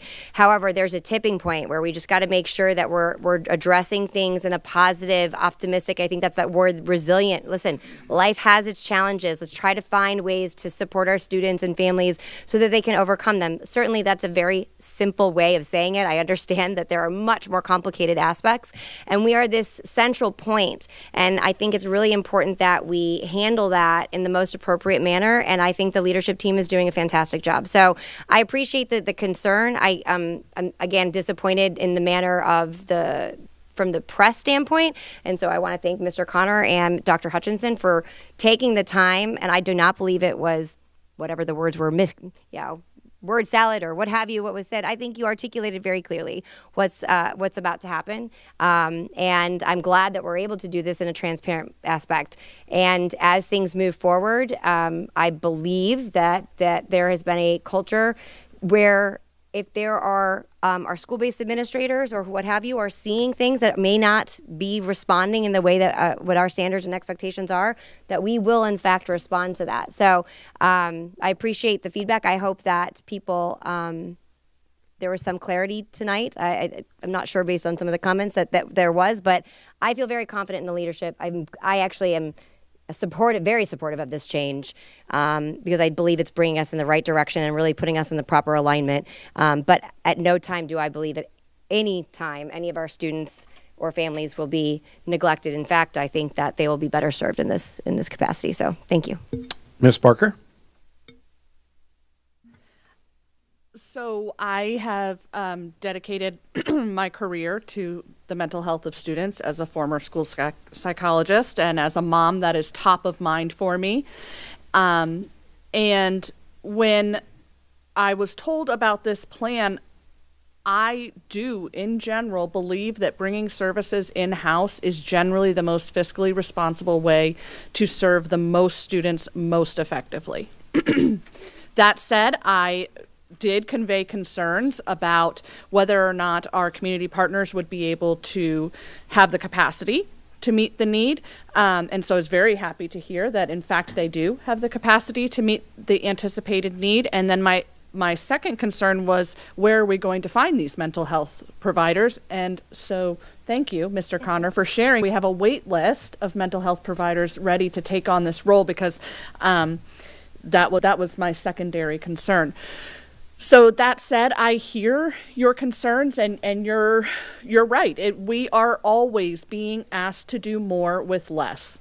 And the fact that the price of therapeutic services goes up with the price of inflation, as everything does, but our budget from the state is not going up this year. That's problematic. The fact that we have Title I cuts, which would have made it very difficult for us to keep those incredibly impactful family liaisons. So the staff is doing everything that they can to use this money in the way that benefits the most students. And I applaud that.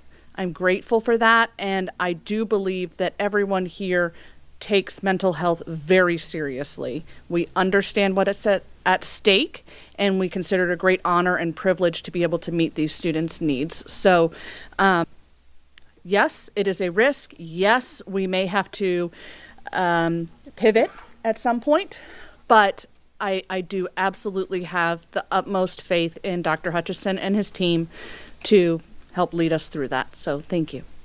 Ms. Marinelli? Thank you. And I appreciate all the comments, and I'm probably the one person who is always talking to Superintendent Connor and Dr. Hutchison because I have great respect for our student services staff. I have the history of all the things that have been added over the years to our school counselors. And before the report, I believe it was the Margie Stillman Douglas, as counselors, we weren't even to use, and this came from the Department of Education, we weren't even to use the words mental health providers. School counselors, school psychologists, and school social workers were not the mental health providers. We were never trained for that. School counselors were the first line of defense to help students with their emotional needs and social needs to improve and enhance their academics. And we use school social workers. They were the link to the home. The school psychologists provided the testing. And that was pretty much how it was. Could a school psychologist help us with certain students? Absolutely. But we've always had a tiered approach. And as with also the Marjorie Stillman Douglas, that's when things really changed and the mental health piece came, that the schools were going to provide the mental health piece. As a former school counselor in this district, as the supervisor of student services, we have always had interagency agreements that they provided the mental health piece. We've always had them. So I think for me, I have worked with the Florida Center for many, many years. So this was a way of how do we address the mental health services with the resources and the monies that we have. And I would like to propose too that mid-year we have a report how things are going. But I think, and I do have concerns about how can, 5 people doing basically that, what I would call the second tier, only because I also know how the legislature and Department of Ed keeps putting more and more responsibility on the people that provide the counseling services for our school counselors. Just since I've been retired, you have the risk assessment. They have to do the whole tiered approach has grown, and you can't get it all done. They have the 504 responsibilities. We have liaisons that do the ESE part, but the counselors are involved in everything. They know the students. So as we go through this tiered approach, it's going to be key that our school counselors are the ones who are going to be able to say, we need this next one. This is where we need those extra school psychologists that are going to be coming in. This is where we need those homeschool liaisons, which, just for the public, the homeschool liaison position is a unique position to Sarasota County. That was created as a job description for a couple of reasons. School counselors became a critical needs area. School social workers became a critical needs area. So that was a way to merge the two, but also having a homeschool liaison was a key to the family. They could make the home visits and then work also with the counselor, because usually you had the two working together. So there's a whole history of how we got to where we are right now. And I am very hopeful that it will work, that it will reach all of our students. And if I could please ask, if I'm going to be, my quote in a paper is going to be used, use the whole quote. Don't take it apart and make it fit a narrative. I had a whole discussion and I said, yes, I have concerns, and we're going to have to wait and see. And we are going to evaluate it. So, and I feel we have to evaluate, because if we're not going to meet the needs, the mental health needs of our students, then we have to figure out how can we do it with the resources that we have. We will never have the resources that we need to provide for our students. We'll never get that kind of money. we have to come up with the plan. Our number one job is education. Educate our students. But we all know if those mental health barriers are there, it's much harder for a child to learn. And that's why you have the supports. And we have to use as many community resources and our school resources with the monies that we have. And that's why in December, I would like to have an update of how things are working. Because I'm a firm believer, if they're working, great. How do we enhance it? If it's not working, what do we need to do to make it work? So I think it's all going to have to be providing us as a board, providing as much support as we can to our schools, to the whole student services team, because they are critical to our students, they are critical to our parents, and our community resources through our interagency agreements are very critical for our students and their success. So I will support this because I think we have to, because we have to see what is going to work and do what we need to for our students. But I know that I am very committed because basically my whole career has been helping students in their emotional, social needs in the educational setting. So I hope you will all help us and be part of the solution and help make sure that we give the best services to our students. So thank you. Thank you. Just in follow-up, I agree with, I think everybody on the board has said the same thing, is we're going to do more with, we have to do more mental health counseling with the money that we have that's available, and this gives us an opportunity to at least to see where we can go with that, because without question, every school shooter, as they've said, has got mental health issues and it needs to be addressed. So with that, we are going to take a break to reset. Apologize to everyone, but we need to take a break in order to reset because we're going to have to, as the agenda items come up, and currently our system is locked up. So as a request, we're going to go ahead and take a break to 8:15.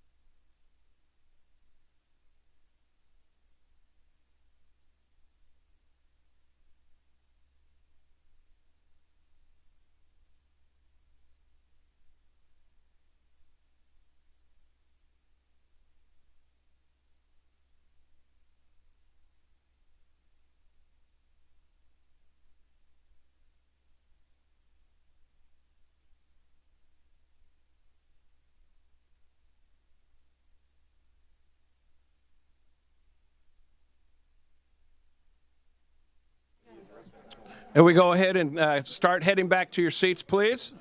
We're going to go ahead and get started.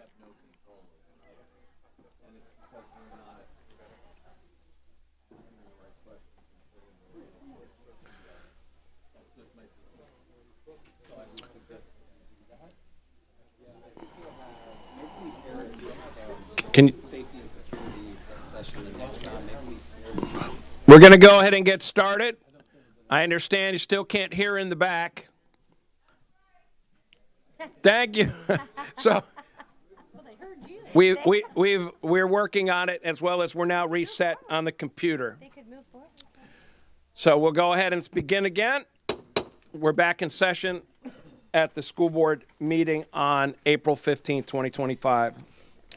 So as we continue to move forward, we have a motion to approve the minutes. May I have a motion? So moved. Second. Motion by Mr. Edwards. Second. Second by Ms. Ziegler. Any comment or discussion? Please vote.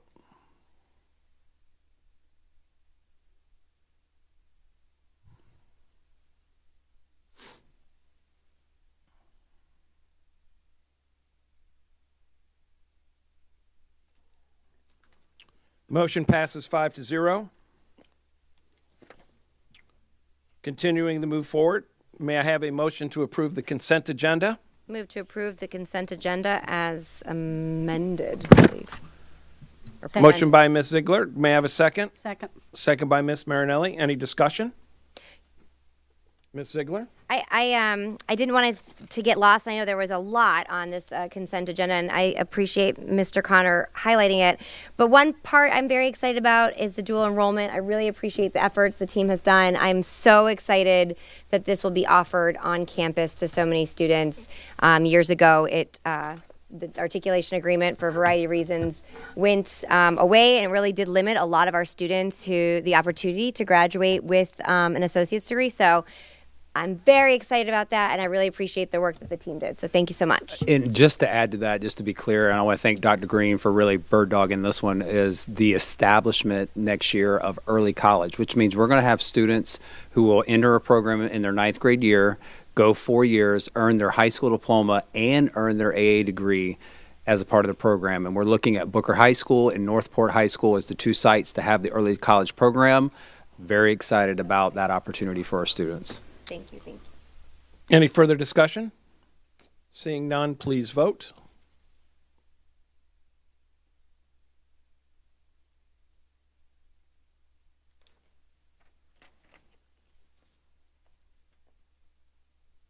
Motion carries 5-0. Next, we're moving on to new business. Superintendent Connor, 11.1, please. Thank you. I'm bringing forth for your approval 7 new job descriptions in the Department of Human Capital. These roles will represent our step in making sure that we're able to attract and retain and support our employees. The positions are Talent Acquisition Manager, which will help reduce vacancies and broaden our recruitment pipeline. Talent Acquisition Assistant is more just a revision of a current title to more accurately reflect what our frontline staff are doing in terms of new hires and onboarding them.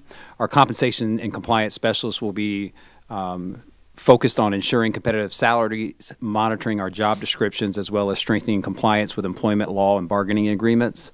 The Risk Management and Benefits Analyst will be separate. They are currently a combined role. We believe with just the significant growth of both of those areas, this change will allow us to have more attention and help us generate cost savings through reduced claims and medical costs. The 5th one is the Employee Experience and Development Manager, designed to really strengthen that employee engagement, retention, and those internal growth opportunities. And the Certification Assistant, like the Talent Acquisition Assistant, reflects more accurately what the task of that role is. The budget implications, obviously, we're going to continue to monitor that, but I think with current positions that will be collapsing, this will be a very, very minimal impact on the general fund if it does come to fruition related to the budget and what that outcome looks like. Thank you. May I have a motion? I move for approval of the new job descriptions for the Department of Human Capital. Second. Motion by Ms. Barker, second by Ms. Ziegler. Any discussion? The only discussion, I'm sorry, thank you, Mr. Edwards. Thank you. Mr. Connor, I just want to re-clarify that, these positions that we're approving are not guaranteed to be filled. The ideas that, and in our last discussion, that none of the positions would be filled until the board had an opportunity to really understand the whole budget, and that then we would be approving. My conversation also, just to be clear, is that I know I've said this once or twice, maybe a few times before you've gotten here, but we have a ton of open job descriptions that are available in our recruitment processes, and I'm in favor of closing those down and eliminating them and getting it down to a point where any one of us as board members could look at open positions and know exactly what's available and what's not available. Even if we have to approve a few along the way, I'm happy to do that, but I really would like to clean all of that up. Ms. Ziegler? I mentioned the similar thing to Mr. Connor as well, and I know that we've talked about this over the years in that same fashion, that we have, I think, thousands of job descriptions and positions, and while I know that, what is it called? Position control only allows it to be filled. I think for just the simplicity, I know that it allows from from an operational standpoint some ability to move quicker, but I do think that I would concur. I do believe that might be worthwhile looking at. On the other side of it, I do appreciate us moving ahead and planning, but again, we are holding until since we don't have a crystal ball, but we have very close to it when it comes down to the funding component. And I want to mention that I know that there continues to be, not just on this board, but in the public, concerns about what the future looks like from the financial health of the district when we are waiting for the state. But I am incredibly impressed with the planning and contingent planning because we don't know what's going to happen, but not allowing the quality of service to be diminished and or the bottom to drop out in any way. And I really do want to highlight that for our staff and for members of the public, that there is around the clock really extraordinary foresight into what we do if this happens, what we do if this happens, and it's being very transparently shared with us as board members. I think today is a great example of it's being very transparently shared with the community. And again, it's pending based on what happens in Tallahassee, but I want to applaud the team for that, because I think too often sometimes it's after the fact, and we do not want to be behind the ball. So anyway, thank you. Superintendent Connor? No, thank you. I just want to first thank each of you for our individual one-on-ones around this. I know it was a very long one-on-one meeting to go through the in-depth org charts of every department and talk about each and every position, and I appreciate the conversation. And I do agree that there is an opportunity for us to cull through our job descriptions and really clean that area up and collapse where we're not using those positions. And I think that's just good for transparency purposes as we do look at the budget. I do want to clarify, I do commit that any brand new positions that have an impact on our general fund would be the ones we would wait and see as the budget comes. But there are many revisions of just current allocations that we do plan on moving forward with. There are positions that are new that may not be on the general fund, such as our directors in our IT world. They are capital funded for the most part, and so I think we can go ahead and plan to move forward because we have a better picture of what that looks like. The general fund and those positions, absolutely, we need to just wait and see and review that. So I think we're in a good position to do that, and the fortunate thing is most of these positions are just revisions of the current roles and responsibilities. Well, thank you, Superintendent Connor, for that clarification. Again, to the public, that we understand in reference to the potential budget shortfalls, and that all these things are pending based upon what we finally get out of Tallahassee in reference to some allocations for the students. So with that, and seeing no further discussion, if you would please vote.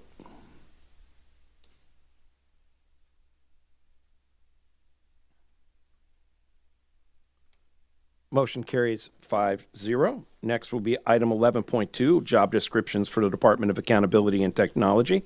Superintendent Connor, please. So this item will present two new job descriptions that we discussed at the beginning of the superintendent's report in our accountability and technology department. The Director of Data Strategy and Information System really centralizes oversight of our data strategy and analytics and reporting systems and state compliance work, as well as the Director of Assessment, Instructional Technology and Materials will integrate oversight over our state assessment, instructional tools, curriculum materials, and streamline that support for teachers and students. Thank you. May I have a motion? I move that the Sarasota County School Board approve new job descriptions for the Department of Accountability and Technology, Director of Data Strategy, Information Systems, and Director of Assessment, Instructional Technology and Materials. Motion by Ms. Ziegler. May I have a second? Second by Ms. Marinelli. Any discussion? Seeing none, please vote.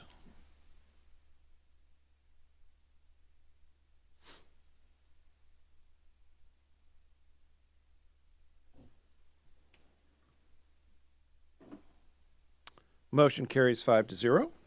Next to item 11.3, job descriptions for the Department of Academics. Superintendent Connor, please. Thank you. So this item includes 4 job descriptions really designed to help streamline some of the academic services priorities. The Executive Director of Secondary Schools is an existing allocation. We are transferring that into this role from professional learning to Executive Director of Secondary Schools. That really will be pivotal in helping support the chief of secondary in all of the academic programming and day-to-day work of our middle and high schools. As well as we are consolidating in a cost-saving measure here. We're taking 2 positions and creating the state and federal programs manager, combining that. Those were very difficult to fill, so we believe that this will help improve recruitment and oversight while saving us about $60,000. The Chief of Strategic Innovation is a new job description, but it is currently occupying the Chief of Middle School position, so it's not a new position or allocation, I should say, but rather a new job title. We explained what that will oversee at the beginning of the superintendent's report. I'll spare you having to repeat all that. And then, of course, the Chief of Secondary Schools, which is currently the Chief of High Schools. Thank you, sir. May I have a motion? I move that the Sarasota County School Board approve the new job descriptions for the Department of Academics, Executive Director of Secondary Schools, and State and Federal Programs Manager. Motion by Ms. Ziegler. Can I have a second? Second. Second by Ms. Marinelli. Any discussion? Seeing none, please vote.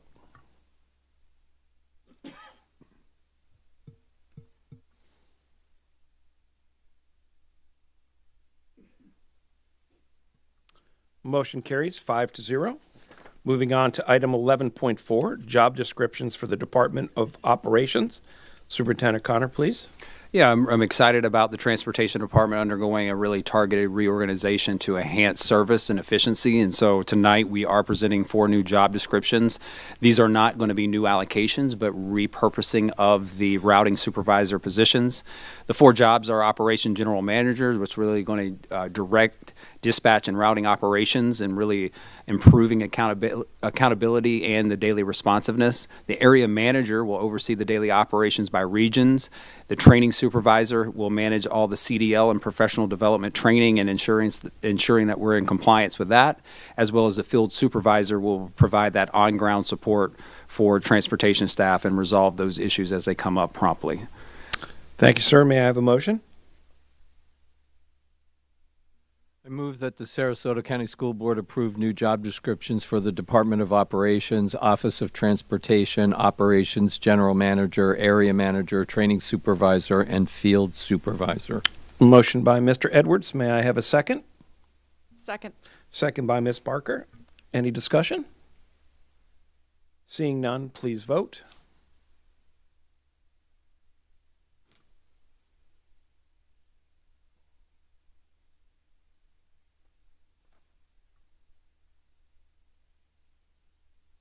Motion carries 5-0. Moving on to 11.5, School Board Policy Book, Chapter 2. Superintendent Connor, please. This item, we're seeking to approve 6 revised policies from Chapter 2, just with statutory changes and updates and making sure that we're improving upon our district procedures.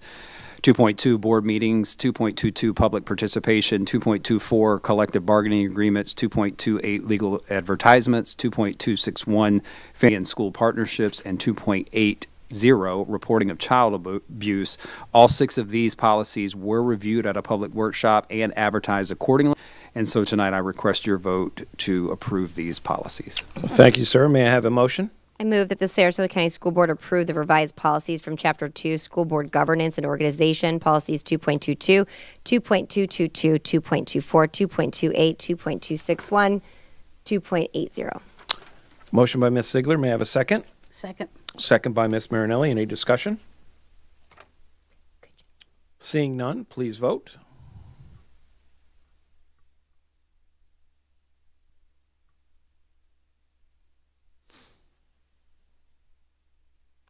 Motion carries 5-0.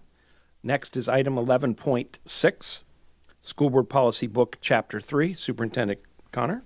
Yes, we had one policy update in Chapter 3, which was Policy 3.24, Safe and Secure Schools, and this revision is now requiring that parents be offered training each year on Fortify Florida as expected by the Florida Department of Education. And so we've added that, and we request your vote to approve those changes. May I have a motion, please?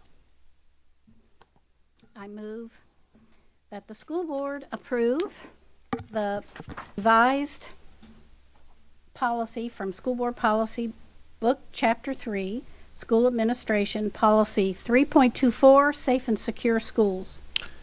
Motion by Ms. Marinelli. May I have a second? Second. Second by Ms. Ziegler. Any discussion? So I'll have a real quick point of discussion. In reference to Fortify Florida, that is the anonymous reporting app that was made after the Marjorie Stoneman Douglas tragedy in reference to students and or any community member that has anything to do with potentially mental health issues or shootings, that they are able to report it completely anonymously. It's on all school computers. It's on all, it's posted. It's in multi-languages, and this also expands it so that parents also receive training on how to actually make the report on the anonymous, because it's an app that has been adopted by the Florida Department of Law Enforcement, where any and all anybody who makes a report through that, it actually goes to the sheriff's office and all municipalities at the same time that it is received by the school police department in reference to any threat to any potential student or teacher or family on campus. So with that, any further discussion? Seeing none, please vote. Motion carries 5-0. Next item, 11.7, School Board Policy Book, Chapter 5. Superintendent Connor, please. Yes, we had 2 policies in this chapter for revision. That was 5.32, zero tolerance for school-related crimes, and 5.90, foreign exchange students. Both were reviewed at a prior workshop and advertised prior to this evening, and we request your vote for approval for these changes. May I have a motion? I move that the Sarasota County School Board approve the revised policies from Chapter 5, Students Policies 5.32 and 5.90. Motion by Ms. Ziegler. May I have a second? Second. Second by Ms. Marinelli. Any discussion? Seeing none, please vote.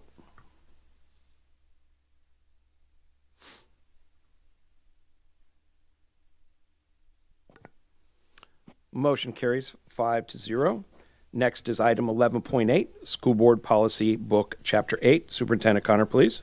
Yeah, Chapter 8, we had 2 policies for revision, 8.14, inspections, and 8.1.9, security plan. Again, these policies were reviewed publicly at a workshop as well as advertised as according to statute, and we ask for your favor to approve this item as presented. Thank you, sir. May I have a motion? I move that the... Go ahead. No. Mr. Edwards, please.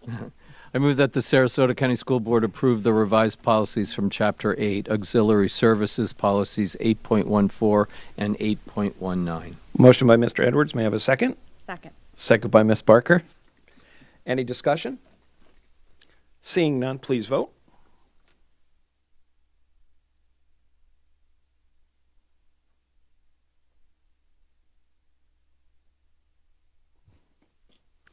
Motion carries 5-0. That now concludes the business of the board. We are now on to public comments. Each person will receive up to 2 minutes. Hopefully that, if there's any glitches, if you please have patience with us as we're, again, making sure that the system runs as clean as possible. So as we do that, you get up to 2 minutes. Ms. Tompkins, if you will go ahead and proceed. Right, the first person is Samantha Ferguson, followed by Brittany Brown.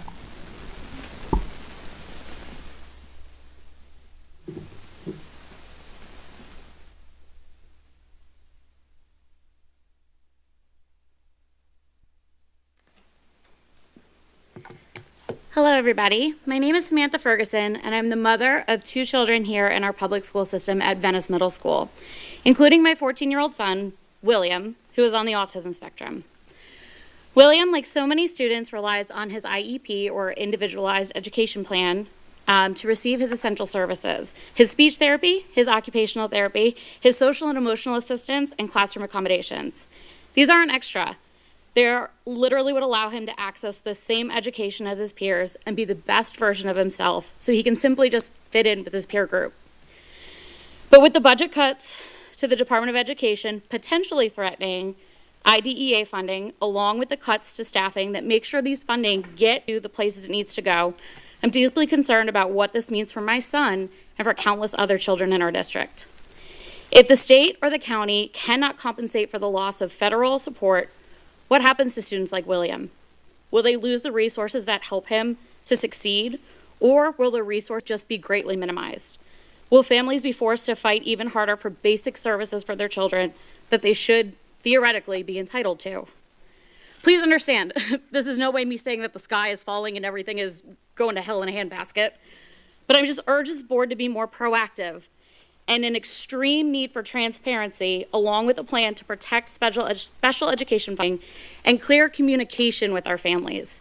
The key being clear communication to the families, especially ones with kids with IEPs. Our children's education should never be a budget line item that is up for discussion. It should be a right that they are educated just as well as everybody else in the district.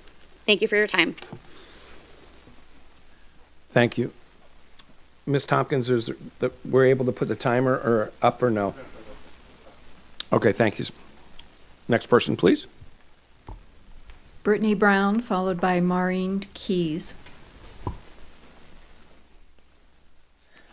Good evening, everybody. My name is Brittany Brown, and I am here actually proposing an initiative that I believe is the missing piece to the resiliency framework, and that will actually is a very creative way to ensure that every kid's mental health is being addressed. So while the state has made progress in promoting resilience, what's still needed is comprehensive, developmentally aligned, and culturally responsive model that connects emotional well-being, academic engagement, and real-world readiness from first grade through 12th grade.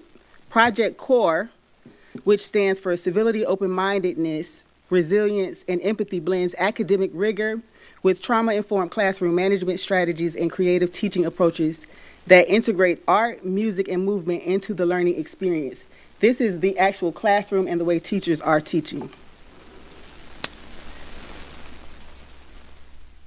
It fosters the whole child, which is a mental health approach, while reinforcing core values that students can carry with them for life. A unique feature of the program is the house system, which creates smaller, close-knit communities across grade levels. These houses allow students, staff, and faculty to build lasting relationships and develop leadership and teamwork skills. Students earn points for positive behaviors like citizenship, strong character, and determination, and they participate in friendly competitions that promote school pride in a spirit of camaraderie. To ensure that the whole student is supported, not just in the classroom, but at home and in the community, we also are establishing partnerships with Safe Children's organizations like the Safe Children's Coalition, Hope Florida, and the Sarasota Housing Authority. These collaborations will allow us to help address barriers like housing instability, family support, and access to essential services, creating a network of care around each student. Yes, thank you, ma'am.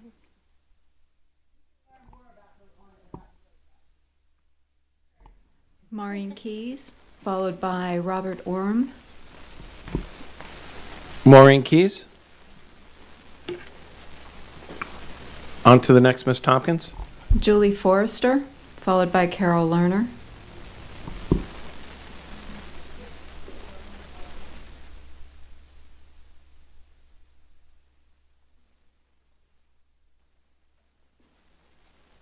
Hi, Board. I wondered if it would be okay if I allowed Molly Young to speak in my place. I still want to speak, but she signed up after me, and she has to get home to her kids, and I understand what that's like.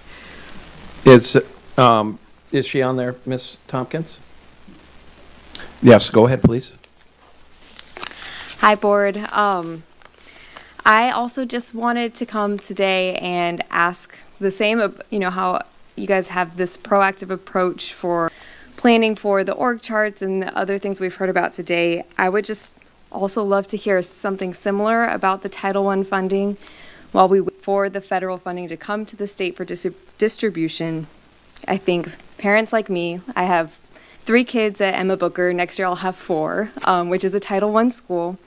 We love the school. We love the services. We are so fortunate all of the wonderful programs that they have available at Emma Booker and other Title I schools. And also, I'm not trying to be alarmist, but I am concerned, and I would love to hear a clearly communicated, proactive plan or contingency for what will happen if the Title I funding is cut and what that would look like for our students and fellow families. So again, thank you for the advocacy you have done so far to make sure other initiatives and programs are not cut.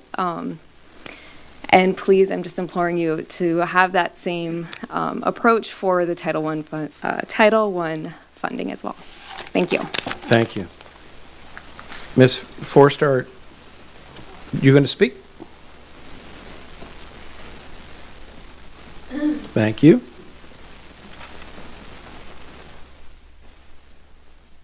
Thank you. I was going to take her spot, but okay. Good evening. My name's Julie Forrester. I'm a parent of children in this district.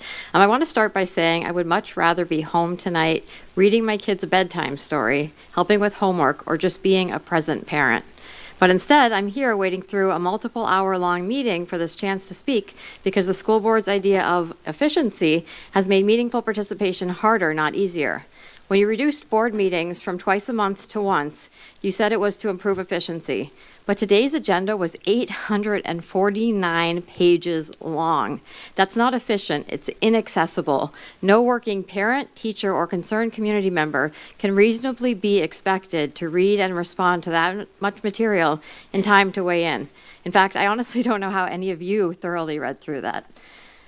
This model isn't saving time, it's reducing transparency, limiting accountability, and pushing the public out of the conversation. It's making it more difficult for parents, teachers, and students to be here and be heard. Not only do fewer meetings mean longer meetings, it also means fewer chances to understand what's happening, ask questions, and speak up before decisions are made. That's not a cost-saving measure, that's a democracy-reducing measure. I appreciate the proposal for listening sessions and think they could be meaningful tools for dialogue, but they can't replace actual board meetings. The reality is simple. This experiment has failed. The 849-page agenda and needing to take a recess before the board even voted on the consent agenda proves that one meeting a month doesn't work. Not for the board and certainly not for the community. 2 meetings a month has been the standard for years in our A-rated school district because it works. We're not asking too much. We're asking for a school district that listens, that includes, and respects the people it serves. Let's fix this. Let's get back to the basics of good governance so that I can start making it home in time to read my kids their bedtime story. Thank you. Thank you.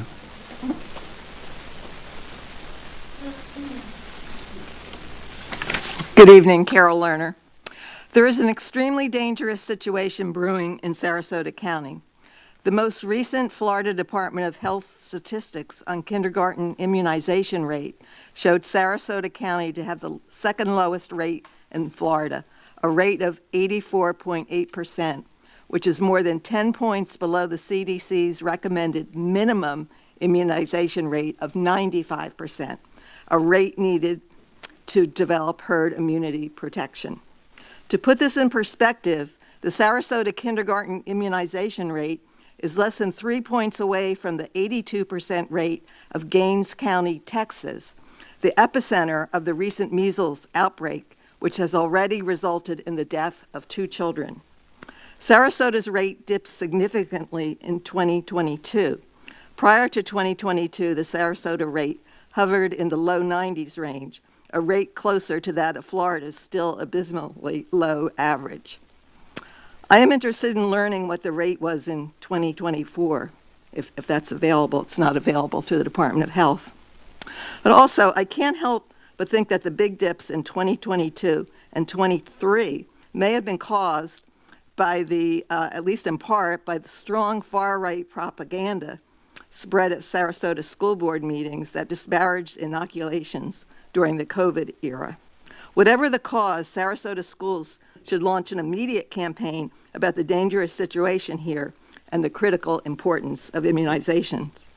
I'd like to end by inviting everyone to an all-day event sponsored by Support Our Schools and the Sarasota Unitarian Universalists entitled Stop the Attacks on Our Public Schools, a day with national, statewide, and local experts who will help us shape a battle plan to address many of the issues we discussed tonight. The defunding of public education caused by the rampant growth of Thank you. Robin Williams, followed by Lisa Scher. Thank you. Ms. Lisa Scher? Scher, followed by Jamie Barrett.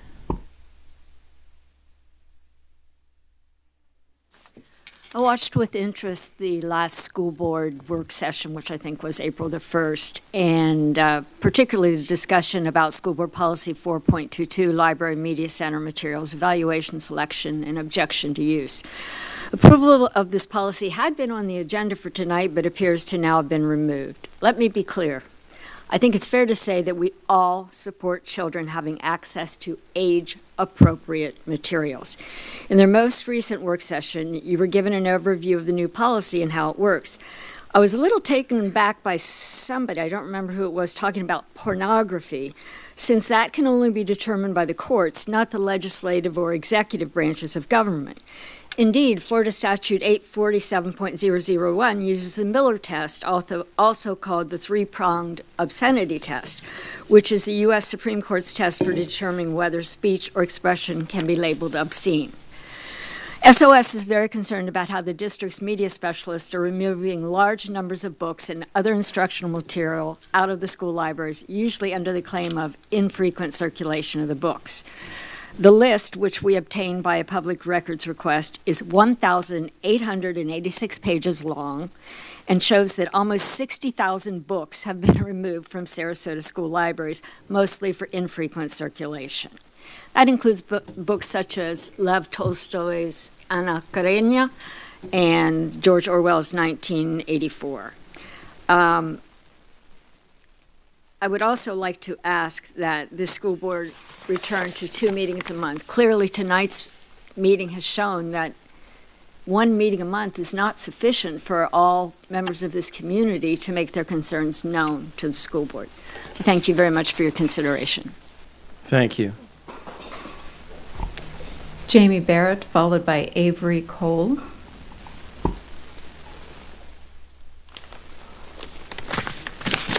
Good evening. My name is Jamie Barrett, and I'm a taxpayer of Sarasota. I am here to express my strong opposition to the proposal of taking public funds away from our public school system to provide vouchers for charter and private schools. I spoke to several parents, and they're all expressing outrage that funds will be taken from the special needs, mental health, and free lunch programs. Or maybe we need to add some money to that, right? So, please educate me. You need to cut a budget, right? Well, let me get this straight. So you're gonna give funds to a select few students, and it's going to go to private schools in turn, and take money away from the public schools? I think I'm missing something. I mean, what happened to the Child Left Behind Act which George W. Bush signed? I'm in shock that we're even having this conversation. I sent my kid to private school, and I paid for it.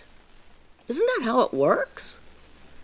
Families who choose to send their children to charter or private schools have the right to do so, but they should be financially responsible for that choice. That choice should rest with them, not with the public school funds. Those funds are essential for the well-being of our school system. I strongly urge the school board to lobby the proposal of diverting public funds for voucher programs. Instead, let's make a commitment to strengthen our public schools. Let us invest in the future of our children by ensuring that every child, regardless of their circumstances, has high access to quality public education. Is our generation going to be remembered for leaving the children behind? I hope not. That would be catastrophic for America's future. Leave no child behind. Leave no child behind. Thank you. Avery Cole, followed by Lucas Carpenter. Good evening. My name is Avery Cole, and I'm a sophomore at Booker High School. You may notice there are some members of this community that are not here tonight. The reason for that is some of them are currently in Tallahassee advocating for AP, IP, ACE, and dual enrollment programs as the state is considering cutting funding by 50%. So far in my high school career, I was fortunate enough to take ACE classes during freshman year. I took 2 classes and took 4 exams. This year, I am in 3 classes and will take 5 exams starting next week, and I'm currently in the process of submitting 2 other exams to Cambridge. If our funding gets cut by 50%, what will happen to my and other students' classes? What will happen to the credits we've already gained? ACE classes aside, let's talk about dual enrollment. Several seniors go every day to college to take classes. And at a recent ACE meeting, our proud principal, Dr. Shelley, shared with us that she had a talk with the superintendent and said that Booker is going to release a new program for upcoming freshmen that will have them dual enroll starting freshman year. She said that if they followed this track, they would graduate with their high school degree and AA. If funding gets cut by 50%, what will happen to this program? AP, IB, ACE, and dual enrollment programs not only teach students, they offer students chances and opportunities that can't get in regular classes. Now, I've said this before, but take our presence as a sign to make a plan. If the funding gets cut by 50%, if our funding gets cut by 50% for students like me whose lives are changed for the better because of these programs, it's better to get out of the leaking boat before it sinks. Thank you and have a great day. Thank you. Lucas Carpenter, followed by Tracy Lipton. Lucas Carpenter.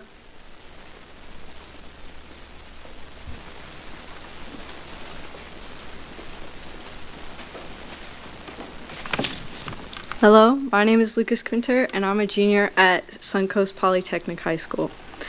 I want to focus on how funding for advanced coursework classes, dual enrollment programs have affected me and the people around me personally. I am blessed because my school is filled with exceptional teachers that go above and beyond the coursework to educate their students.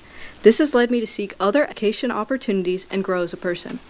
Other students in our district are not as lucky. I personally know students that go to Booker High School who suffer due to lack of funding. Whether it be their teachers or their coursework itself, our students are being failed. I know students in AP courses doing kindergarten classwork, tracing letters, or even doodling in coloring books. They are not prepared whatsoever for their exams, nor do they want to be. They don't want to be educated because they have been failed. This is unacceptable. It's an embarrassment, and Sarasota County schools should not stand for it.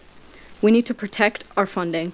Our money should not be going to private schools where the children and schools are fortunate to not need to rely on federal funding, while the students in schools who do rely on it suffer. Public funds should go to public schools. We have schools in our district who need these funds. We need to provide, not cut, funding to students. A 50% budget cut is not a joke. We are not just statistics, we are students who want to learn. Please protect our funding. Thank you. Thank you. Tracy Lipton, followed by Wendy Rosen. Tracy Lipton isn't here, so she said it was okay to take her spot. Is that okay? No? Usually have to register. Yeah, as long as you're on the list. That's fine. I just wasn't clarified. Yes. I was the first one here tonight. I've been here since 5 o'clock and I filled out the thing out front.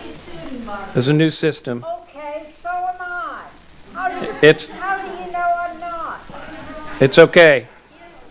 There's a new system. So go ahead, ma'am. Thank you. Good evening. My name is Alessandra Smith, and I'm a proud student of Riverview High School's IB program. I have been a part of Sarasota County's schools my whole life, having attended Ashton Elementary and Sarasota Middle School. When I was 7, my mother made the decision to move me to this county, not for convenience, but for opportunity. She moved us here because Sarasota schools had a reputation: A-rated, high-achieving, worth the sacrifice. But tonight, that reputation is at risk. Florida Senate Bill 2510 is threatening to cut 50% of additional funding for programs such as AP, dual enrollment, IB, ACE, and CAPE, programs that are the foundation of our county's success. This is not a distant concern. This is not a maybe or a someday. If passed, this bill would cut funding by half. That is half the support for the programs that are needed to keep students challenged, motivated, and college ready. Half the funding for the programs that make us proud to say we are a part of your county. To each board member sitting before me tonight, I understand what happens in our state Senate is out of your control. However, you do have control over determining how this bill impacts your students. You have the power, but do you have the plan? What is your plan to protect teachers and coordinators, those who have spent years building these programs, when their jobs are suddenly on the line? What is your plan to protect the integrity of the education you've promised to every student who walks through your doors? Most importantly, why is this item not on your agenda tonight? I understand you have helped lead the charge on fighting to preserve this funding, but I hope you will contribute to not ignoring this issue. The students in this county are watching. Our families are watching. Your teachers are watching. So I ask each of you, if this bill passes, what steps will you take to make sure students still have access to high-quality advanced education? What will you do to preserve your standards you boast about, your A rating and future-focused curriculum? How will you include students in those decisions, rather than making them behind closed doors? We need advocacy, and most of all, we need you to act. Thank you. Wendy Rosen, followed by Gabrielle Luck. My name is Wendy Rosen with Support Our Schools. I'm here today to discuss my opposition to SB 1708, which was probably passed today, because it continues a path towards converting Florida's public schools into private schools by forcing underfunded public schools to share their physical space with charter schools. And those charter schools aren't paying any rent. No parent has asked for this bill. No educator has asked for this bill. The only ones asking for this bill are for-profit corporations like Charter Schools USA, who are hoping to cash in on even more public funds from Florida taxpayers. Why does Charter Schools USA want this bill? Because they get our taxpayer-funded school buildings for free. Who maintains these buildings? Taxpayers do.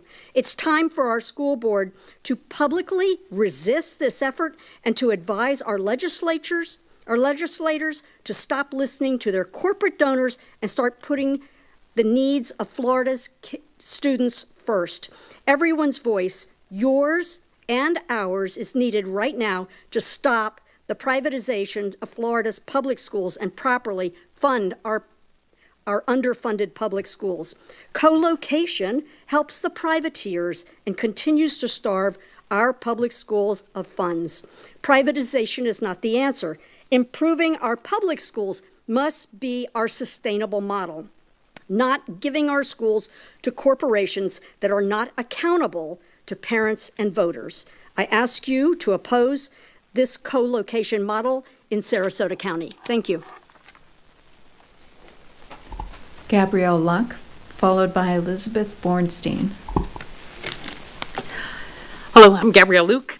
I greatly appreciate your proactive funding your proactive position and your leadership around the advanced course funding. It is essential that we preserve this opportunity for all public school students in Florida. My hope is that given your leadership on this means that you are taking the initiative in developing a contingency plan in light of the potential cuts at the state level and coupled with our federal oversight being pulled and being vulnerable for public education. I support no cuts to this advanced coursework model in our schools, and you're developing a plan for SCS to be ready should it happen. Cuts and no plan will make more families' financial burdens even more challenging. Cuts and no plan will impact negatively high school retention. We have students who stay in school to participate in these programs. Cuts and no plan means less access to college preparatory for low-income and for first-generation students. Vocational development and the academic experiences dual enrollment provides is an investment. My family has benefited from that investment. My daughter-in-law finished her LPN while she was in high school and supported her college education by working in a nursing home facility. My nephews participated in vocational training their junior and senior year. They're a carpenter and an electrician, and I wish they were here in Florida this fall. We need more, and we need to support this opportunity and this work. Advanced coursework sparks interests. They build bridges to access and prosperity. These experiences help our students discover their potential and enhance it. These opportunities get people ready to be. Thank you. Elizabeth Bornstein, followed by Katie G.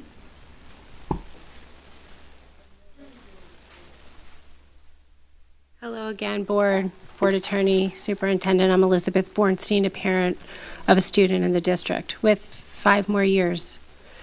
And I want it to be great. It's been great till now, right? Thank you. I want to say thank you to each of you for the wonderful education that my child has been given. And I want that to continue.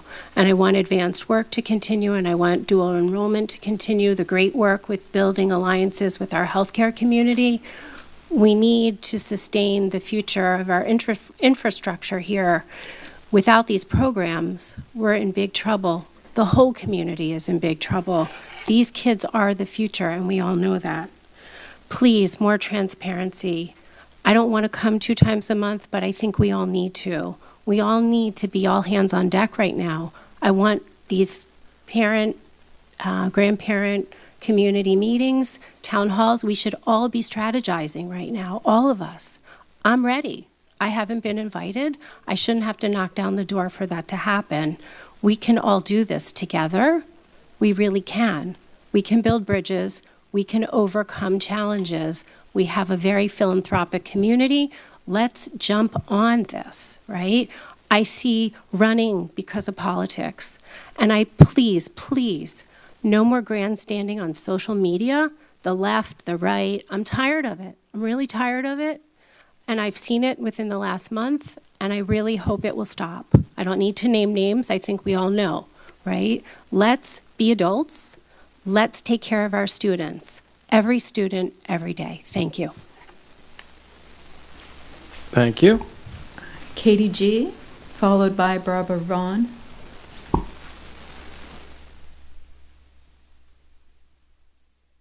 Good evening, Board. As some of you may know, I'm a mother with school-age children who fled California to Florida to escape Fauci's tyrannical, unlawful COVID mandates that wreaked havoc on my children. I want to take this time to comment on how I find it very disturbing that a school board member who makes decisions for my children and my community showed up yesterday in support of Fauci, who is responsible for thousands, if not millions, of deaths nationwide, masking our children and shutting down our schools.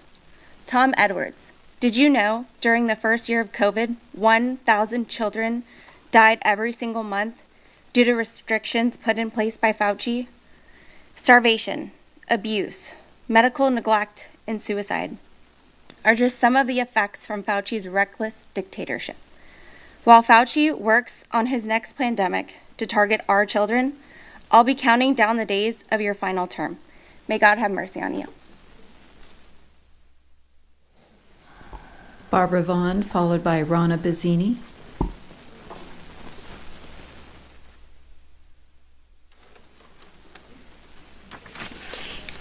As most of you know, I'm Barbara Vaughn, Sarasota County resident. When I was in the 6th grade, I was required as part of my history class to read a book called None Dare Call It Treason. It was the primer at the time on communism, and the adults in our lives felt it was very important that we understand what it was and how to defeat it. That was many years ago, of course. Sad to say, communism is alive and well, largely because they've outsmarted us. They don't come at us head on anymore with dangerous threats from communist leaders. No, they slip in, creep in, through our revered institutions such as our Ivy League colleges, our federal civil servants, even our legislators, and even in our public schools. They use our system of free elections and our right of free speech to defeat us. They disguise themselves with lofty-sounding names like diversity and equity and inclusion and critical race theory and Equality Florida, and social equity through education. Doesn't that all sound wonderful, laudable for our children? That's how they fool us. They work around us and convince our kids that evil is good because they make it sound good. And it feels so good, especially for little kids, to be loved, appreciated, accepted, especially for teenagers who are having problems at home. No matter how false it is, no matter how destructive it becomes, as real life intervenes, as it certainly will, it's certain.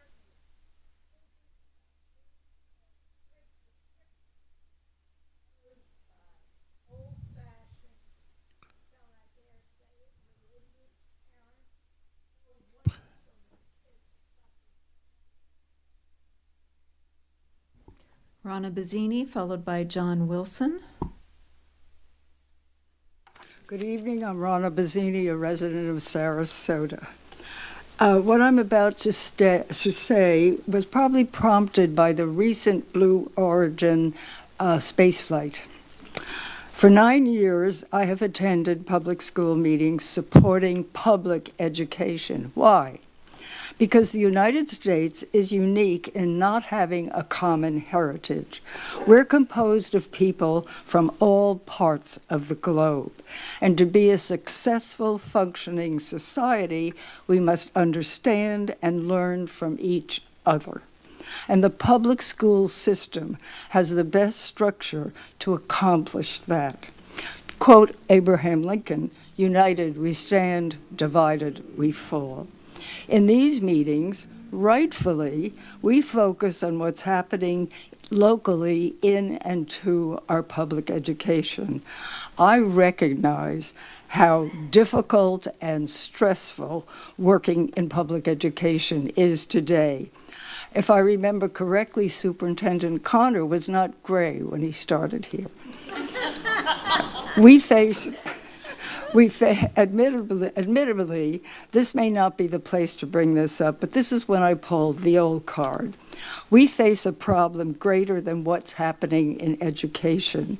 We have leaders who are turning us into adversaries as opposed to allies. We all live on the same planet. And in the words of Carl Sagan, we have the responsibility to deal more kindly and compassionately with one another to preserve and cherish the pale dot, blue dot, the only home we've ever known. Thank you. Thank you. John Wilson, followed by Deb Hayes.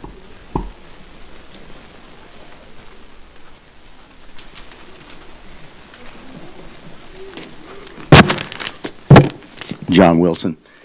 In 2018, the tail end of 2018, I came here and started speaking about Black Lives Matter stuff on my first grader's computer. And then I learned about reading recovery.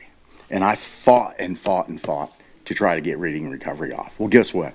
The same experts that were there are in this room tonight, and they were saying, we need reading recovery. The same experts that want to talk about healthcare, they want to talk about vouchers for schools, all these things. I've never met so many people that are experts in so many fields every time I come to these school board meetings. But what the problem was, I love that you admitted, Tom, that reading recovery was trash, but you voted for it. You were the swing vote for it until Shirley and Jane got booted. So, you're not a hero here. You're actually like a joke. And it kind of pees me off that the same people here are fighting for our public school system. Well, guess what? The liberal garbage that has filled this room is the reason why people are pulling their kids. But you guys better get a grip on that, because that's real life. You already lost. I thought you lost 200 and some more kids this year? Going to have a shortfall of like a couple million? It's the room here. The room. People like me, conservatives, it's hard for us to take the time to come here. So the parents don't come. But these people will come and make the investment. But people like me are just pull our kids. And we're going to pull them and pull them and pull them until the public school system is destroyed by them sitting in here.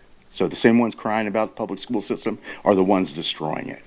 So you better start taking a good look at what needs to be done around it.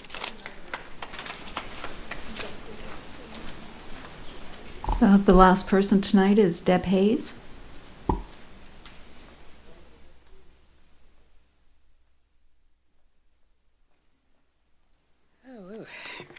Good evening.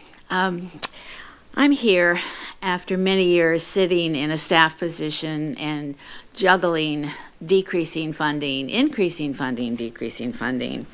And the threats to public education at that time in my career usually were competitions within the state for those monies, or as we used to call it, incredibly stupid legislative decisions that were taking money away from what we needed in our school systems.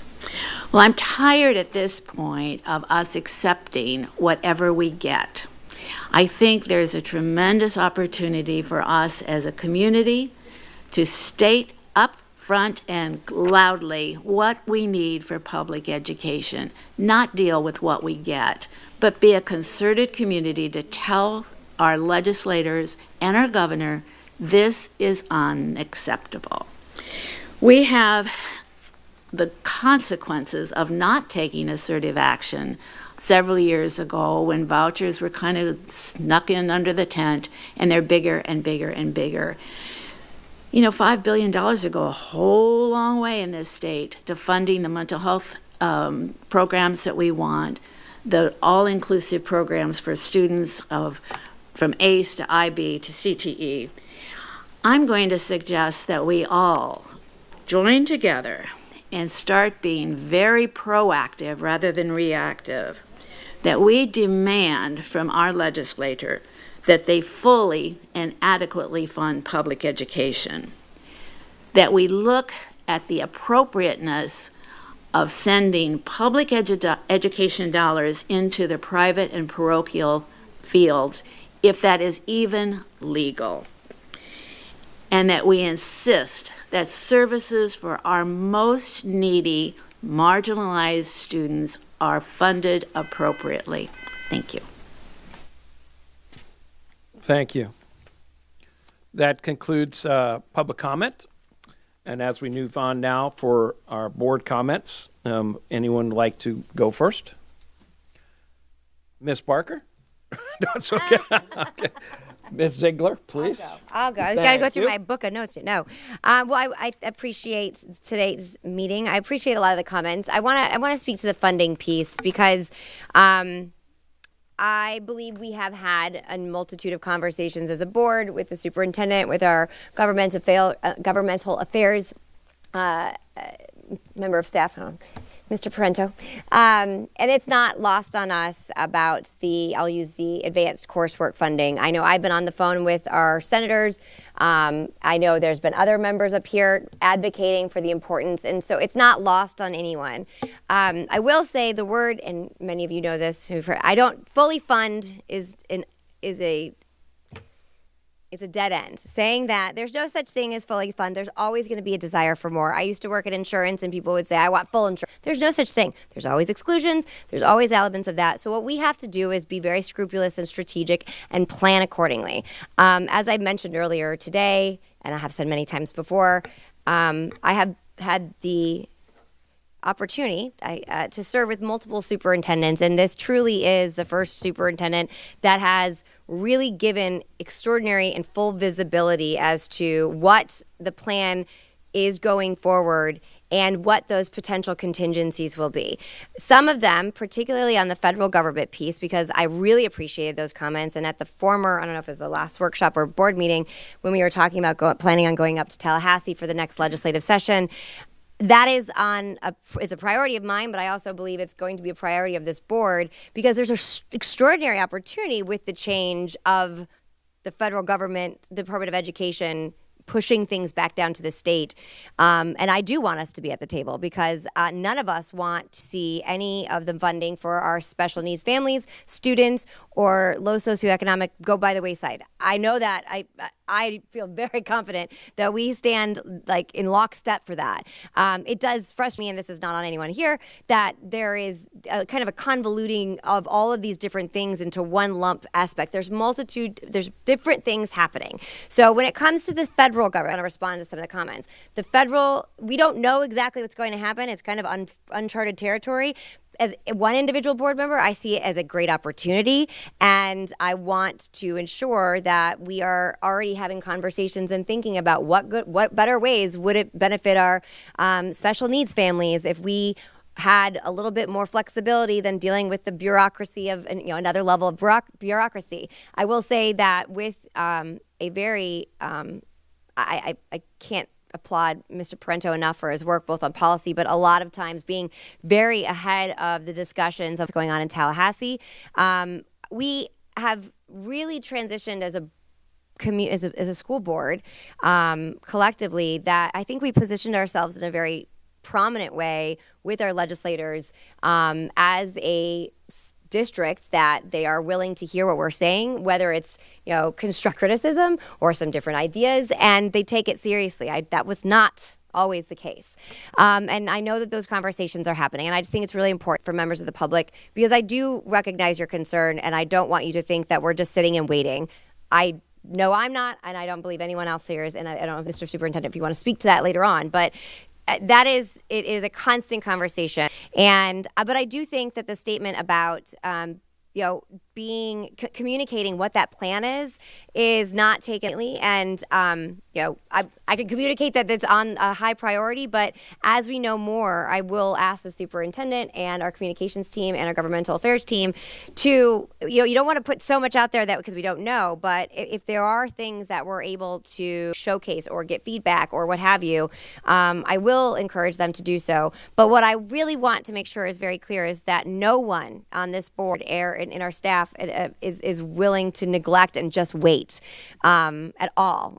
We will fight to ensure that we have a seat at the table when it comes to any of these changes, and I believe we'll be better for it. So I just want to make sure I address that. The other pieces were on the advanced coursework, and I know budget conference was going in for, initial proposal was the 0.5. I don't actually have a status update, so I'm going to wait, but I would like one if we have or even if we don't know, but I think it is a concern for a lot of people, and I think the opportunity is upon us that we can address that. But I think that when we look at the budget planning every year, this really is the first year in my tenure that we are looking at a more challenging financial forecast. I know that occurred years prior to my joining the board, but again, I think we have, if I use last year as an example, just as I used the ESSER funding, which was substantial. I mean, literally to the point where it was different administration. It was almost as if they didn't know what to do with the money because there was so much of it. So, and then for that to go away, there was an incredible restructuring. There was a lot of changes, but we prevailed, and I think we are better for it. So I think easy to be concerned, but I do believe there's worthwhile to have faith in the leadership that's here, and that none of us are blinded to, or are turning a blind eye to any of these challenges. And just want to make sure that it's very clear that those are not, that they are being addressed. Because I don't want people to be concerned about that. And when we talk about as a board, there's been many things that have been considered over the years, whether we are reducing funding here or removing this program here. And I believe we all prioritize core academic component, and our advanced coursework are absolutely those pieces, and it is a major driver. And then finally, I'll talk to the school choice piece. And I mentioned this before.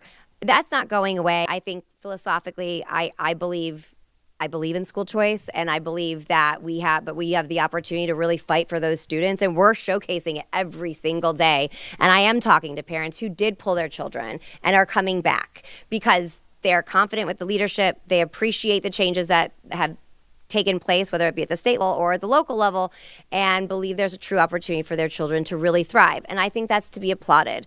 I don't like the, us versus them, public school, private school, charter school. We're all part of a community. We have to deal with the money that we have been allotted to us, but we keep our standards high. And I will also say we have been very blessed to have a very generous community where we have the referendum dollars, where really do allow us to sustain a lot of things and remove some of the volatility that does in fact exist at the state level. So all that being said is I appreciate the concerns. I think that this board and the work that we do here, I think is very much rowing in a very aligned direction on the core pieces that we are really elected to focus on. So I appreciate the work that everyone is doing up here. I appreciate everyone coming today, and I just wanted to, so I don't know, I mean at the end of the comments, and I don't know if it's premature, but if we can address some of the budgetary components at the state level, I would love to hear it. So thank you. Thank you. Next. We'll wait until the end. Oh, we're going to do that now? Are we going to address them now? Happy to do that. Perfect. Let it go. So, yeah, I do concur with the comments that have been made, especially with the public around the add-on FTE, which is primarily the funds that we receive as a result of APIE dual enrollment. Extremely important. We generated around $13 million just this last year as a result of students who performed well in those courses or on those exams. And so I don't the idea that a school district is punished or arbitrarily cut 50% and have been leading the charge along with other districts. And we have emailed the House Budget Committee. We have talked to our local representatives. We have been on Zoom calls with parents in this community from our high school with students who are in those programs. My children are in these programs. Children on this board of some of our board members will be in these programs or have been. So it hits home. It's personal for us. And I understand that the comments around at the legislative level have been the concerns of how some school districts are sitting on money, are not expending their dollars appropriately. That should not be a blanket punishment across all school districts who are doing the right thing and investing back into these programs. If we want to stay cutting edge and be the premier educational provider, when we talk about CTE programs, this funding helps support the equipment to help be on the cutting edge of some of these CTE programs. When we talk about the professional learning that takes place to be an IB teacher or an ACE teacher, the textbooks that you have to invest in because those change rapidly if you're in dual enrollment. How many remember in college you had a new textbook every semester? So those types of things incur a cost. When we send our exams across seas for Cambridge and Oxford to grade those exams, it comes at a heavy cost. And just to purchase the exams. So the money is not just a slush fund. We use this money to support those programs and to expand. One of the things we offer in Sarasota County Schools is the ability for students who may not even be in the IB program, diploma program, to sit for AP or for IB Lit and Lang, which then if they pass that exam, we can afford, if students don't pass it, even though they're not in the IB program, we can afford to eat that cost, but we've expanded access for students to take these courses and be exposed to that level of coursework, and in hopes that they will get the taste of success and that will continue on and pursue those college level coursework. And we do that at scale at some of our schools. We can afford to take some of those risks because of that. And that's a risk worth taking when you can expand access to courses like this for students who may not think they were worthy or they were smart enough or they didn't know that they could do that.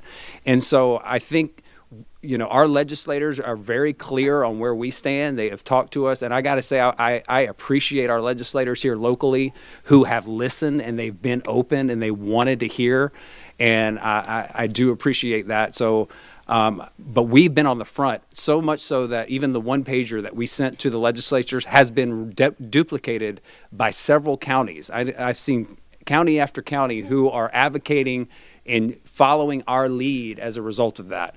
And so just know that Sarasota County, like we always say, we lead, we never follow, and we're out in front of this, and our board is lockstep in this commitment. Thank you. Ms. Barker? Okay, I'll go now. Anyone who has spoken with me in the last couple of weeks has probably had to get an earful about my thoughts on this potential funding cut to our FTE. And just to be very clear so that our community knows what's at stake, we're looking at about a $6.6 million cut should this funding go by 50%. The model that's being proposed returns about 1.7 million, which leaves a net shortfall of 4.9 million. That is a problem. And when I have reached out to our locally elected officials, I have, they have been willing to engage with me, and I so appreciate that. But I think there's maybe some misunderstanding in terms of, they say, well, we're putting an unprecedented amount of money into education. You know, they say 9 million is coming back into Sarasota County. But when you look at the actual proposal, it's not 9 million into our public schools. The vast majority of those funds are going into taxpayer-funded vouchers. And for me as a parent who chooses our public schools, along with 3/4 of Sarasota chooses our public schools, I would say that our elected officials have a responsibility to respect that choice and to fund it accordingly. I hear what you're saying about fully funding being a never-ending line of reason, but at the same time, these are taxpayer dollars. These dollars don't just fall from the sky. And so when we're allocating taxpayer dollars, we have a responsibility to allocate them to where most parents are choosing to send their students. So I would encourage you to continue reaching out to our local lawmakers. The other thing I think that is important to understand about Florida as a state, we are one of the wealthiest states in the country, and we rank 46th in our per pupil public education spending. And I think we can and should do better. I think my children, your children, our community's children deserve the opportunity to have the most competitive possible portfolio when they graduate and they are applying to higher education, or they're applying to a job, or they're applying to the military. They deserve to have the same portfolio that a student in any other state has. So I would ask you to continue your advocacy work. I will continue my advocacy work. And I want to say thank you not only to Mr. Connor, Mr. Parento, who are you blocking my emails now? No, I'm just kidding. Mr. Parento has had to hear from me on the regular. And thank you to this board, because it actually makes me feel a little emotional, because really and truly, I can tell you care about this and you care about our children, and the fact that we're on the same page about it is huge. So thank you.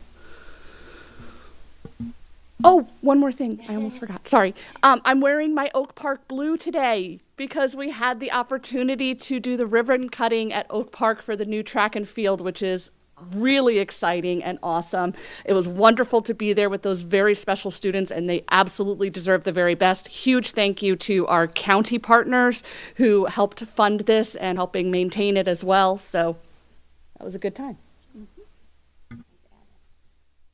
Ms. Marinelli? Mr. Edwards? Okay, I kind of don't even know where to begin because, to be honest with you, a little over a year ago at a workshop, I stressed to my colleagues that the budget was going to become a huge topic of conversation, and it was at a time when there was still money left over from ESSER, and I kept saying, you know, this is going to be a problem. And it was at a time where we took a huge hit on our medical benefits. And this year, and we also had a huge hit on property at that time. And this year, that was the one place which I expected to go through the roof that didn't. But honestly, also, I want to say that a little over a year ago, and I've been talking about these vouchers as a problem for 4 years, and I could see the momentum of what the legislature was doing to advance school choice, which I am also a fan of, but I am not a fan of charter schools for profit, and I am clearly not a fan of taxpayer dollars going to a voucher program that hurts public education, particularly a district like Sarasota, where we have proven time and time again that we're the best game in town, and we continue to do that with our trades academies and our healthcare academies and all of the continuing education. And yes, we even admit when we're wrong on literacy and can make improvements. So this is not a horrible. I mean, this is not a place that we couldn't forecast that we're going to be at. So what stresses me more, though, is I've done all of the right advocacy, especially around the Department of Education, or the Federal Department of Education, where I've called everyone that I could get my hands on, regardless of what side of the aisle they're on, because I am concerned about not only the funding that is in jeopardy at Tallahassee, but I'm concerned about the funding and federal funding that is Title I, that is ESE. And what I'm told is that it's going to go to the states. It's going to happen. Don't worry. But I got to tell you, I haven't seen a plan. And so what you're asking us to do in terms of making a contingency, I can't make a contingency because I don't know what the plan is. And quite honestly, and I really hate to have to say this because this is not my lane. It's not my elected official lane. But we're responsible for teaching civics.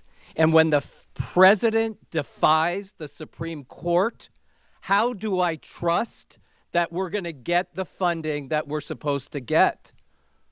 And so I am overly concerned about a lot of things around funding. But I will tell you that the team that we have sitting on this dais, and Mr. Connor and his team, we're going to figure it out. We're going to do the best we can. But you're asking us to have a crystal ball on things that are next to impossible. And I've done everything and called everyone that I can talk to figure out how to solve some of these problems and to have advance notice of what the plans will be. And I'm told, don't worry. So that's the best I can tell you, that this budget situation I've been talking about and vouchers I've been talking about, and I will tell you, I think it can be a good idea that the Department of Education is re-engineered and those monies can be redeployed into better mental health for our students, if that were the plan, I'd be all for it. Why wouldn't I be? And we should be open to those kinds of things, but I haven't heard a plan. Lastly, it's a frustration of mine that the writing's been on the wall for a long time, and a lot of folks have had their heads in their sand for political and party reasons, not for what's in the best interest of our kids and a safe, high-achieving academic environment for all students.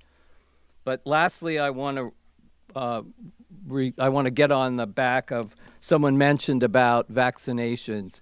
Measles vaccination was approved by the federal government official responsible for that. So if parents are concerned about the measles vaccination, we are in a really precarious situation, particularly here in Sarasota. Check it out. Go do your research. Check with the federal government.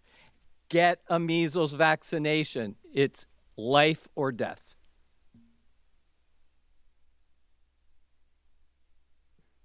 Thank you. I'm going to say just a couple of quick things. In reference to the budget, the one thing that I will reiterate is that I know we have a great team here and that we're going to do whatever it takes in order to make sure that we do not have one drop off in anything. That we're going to make sure that we do whatever it takes, including, it doesn't really matter, but as what Mr. Edwards says and everybody up on here and Ms. Ziegler, everybody says the same thing. The problem we have, and I get asked all the time, is nobody knows what the final is going to be on FTE. Nobody knows what is going to happen with all of this stuff. Nobody has any idea, because I don't think they really know what's going to happen at the end of the day in the vote in Tallahassee either. So the problem is when you ask us to say, hey, what are you going to do? Am I supposed to say, oh, we're going to cut music. We'll save $6 million by cutting the music program. I'm just saying, we can't do that because we can't forecast and say what it's going to be. Because as you see something like tonight, in reference to the Venice Quintet, the trumpets, unbelievable. You see the jazz band from Booker High, unbelievable. You see all these different things that we support. In Sarasota, we support the arts. So you're asking us to make some decisions that we can't do. That's the bottom line, until we see what the numbers are. When we see the numbers are, we guarantee we'll be out in front of it. We'll show everybody what we're going to do and how we're going to do it, what we're going to do, and we are advocating 110% with Tallahassee to knock it off. Because what ends up happening is the good districts are getting penalized, where the ones that don't, like Mr. Connor said, that aren't financially and fiscally responsible, everybody gets punished. And I'm not in all 67 gets punished because of one county. Right. Because that's not fair. It's just when my sister did something wrong and my mom wanted to punish me too, I didn't think it was right then. I don't think it's right today, even though mom still does that. But anyway, the point being is that we're going to do whatever we can do when we find out what the actual numbers are, and then we will report back to you. Because then, just like I said, it's crazy. We can't say what we're going to do because we don't know what the amounts are. And then when we get that, then we'll be able to do that. But we're advocating for that because here's the bottom line. There's a direct correlation with funding and education. That's why we are where we are.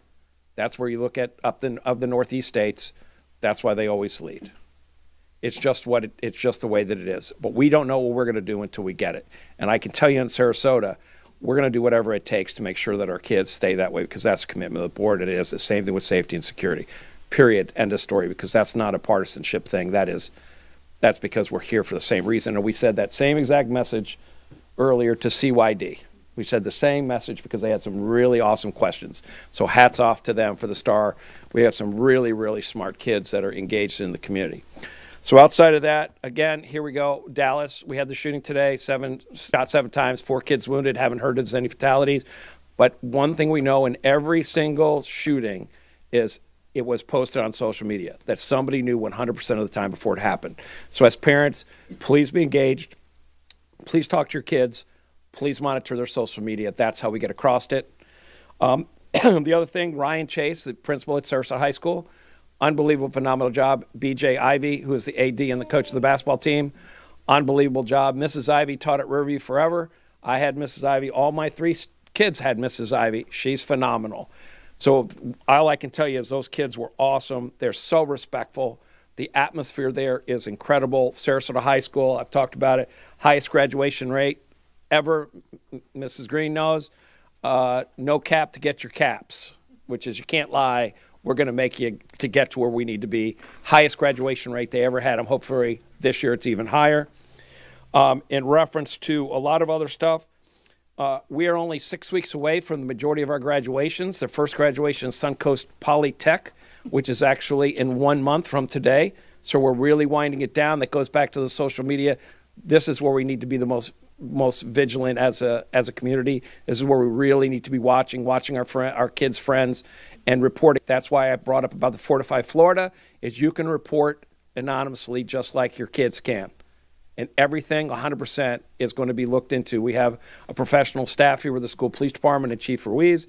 Every one of those things have to be documented because there is a paper trail on everything that the school district did on every single threat that's reported.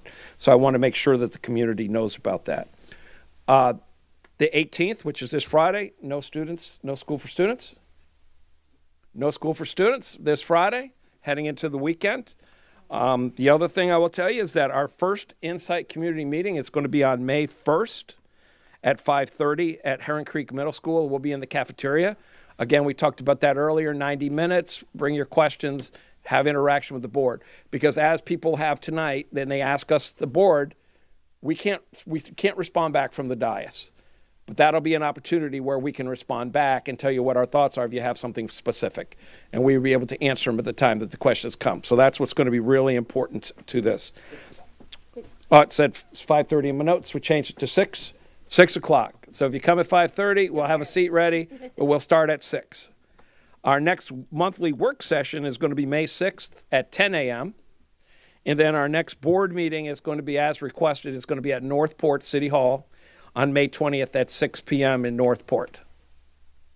Okay? So with that, I want to thank, great job tonight, great community. I mean, at the end of the day, we're all really looking for the same thing, and we're going to continue to move forward and do everything we can because, like I said, being here, graduating over here, and everything else, at Sarasota will lead. We should never follow because we have the people to do it. So with that, our meeting is adjourned until May.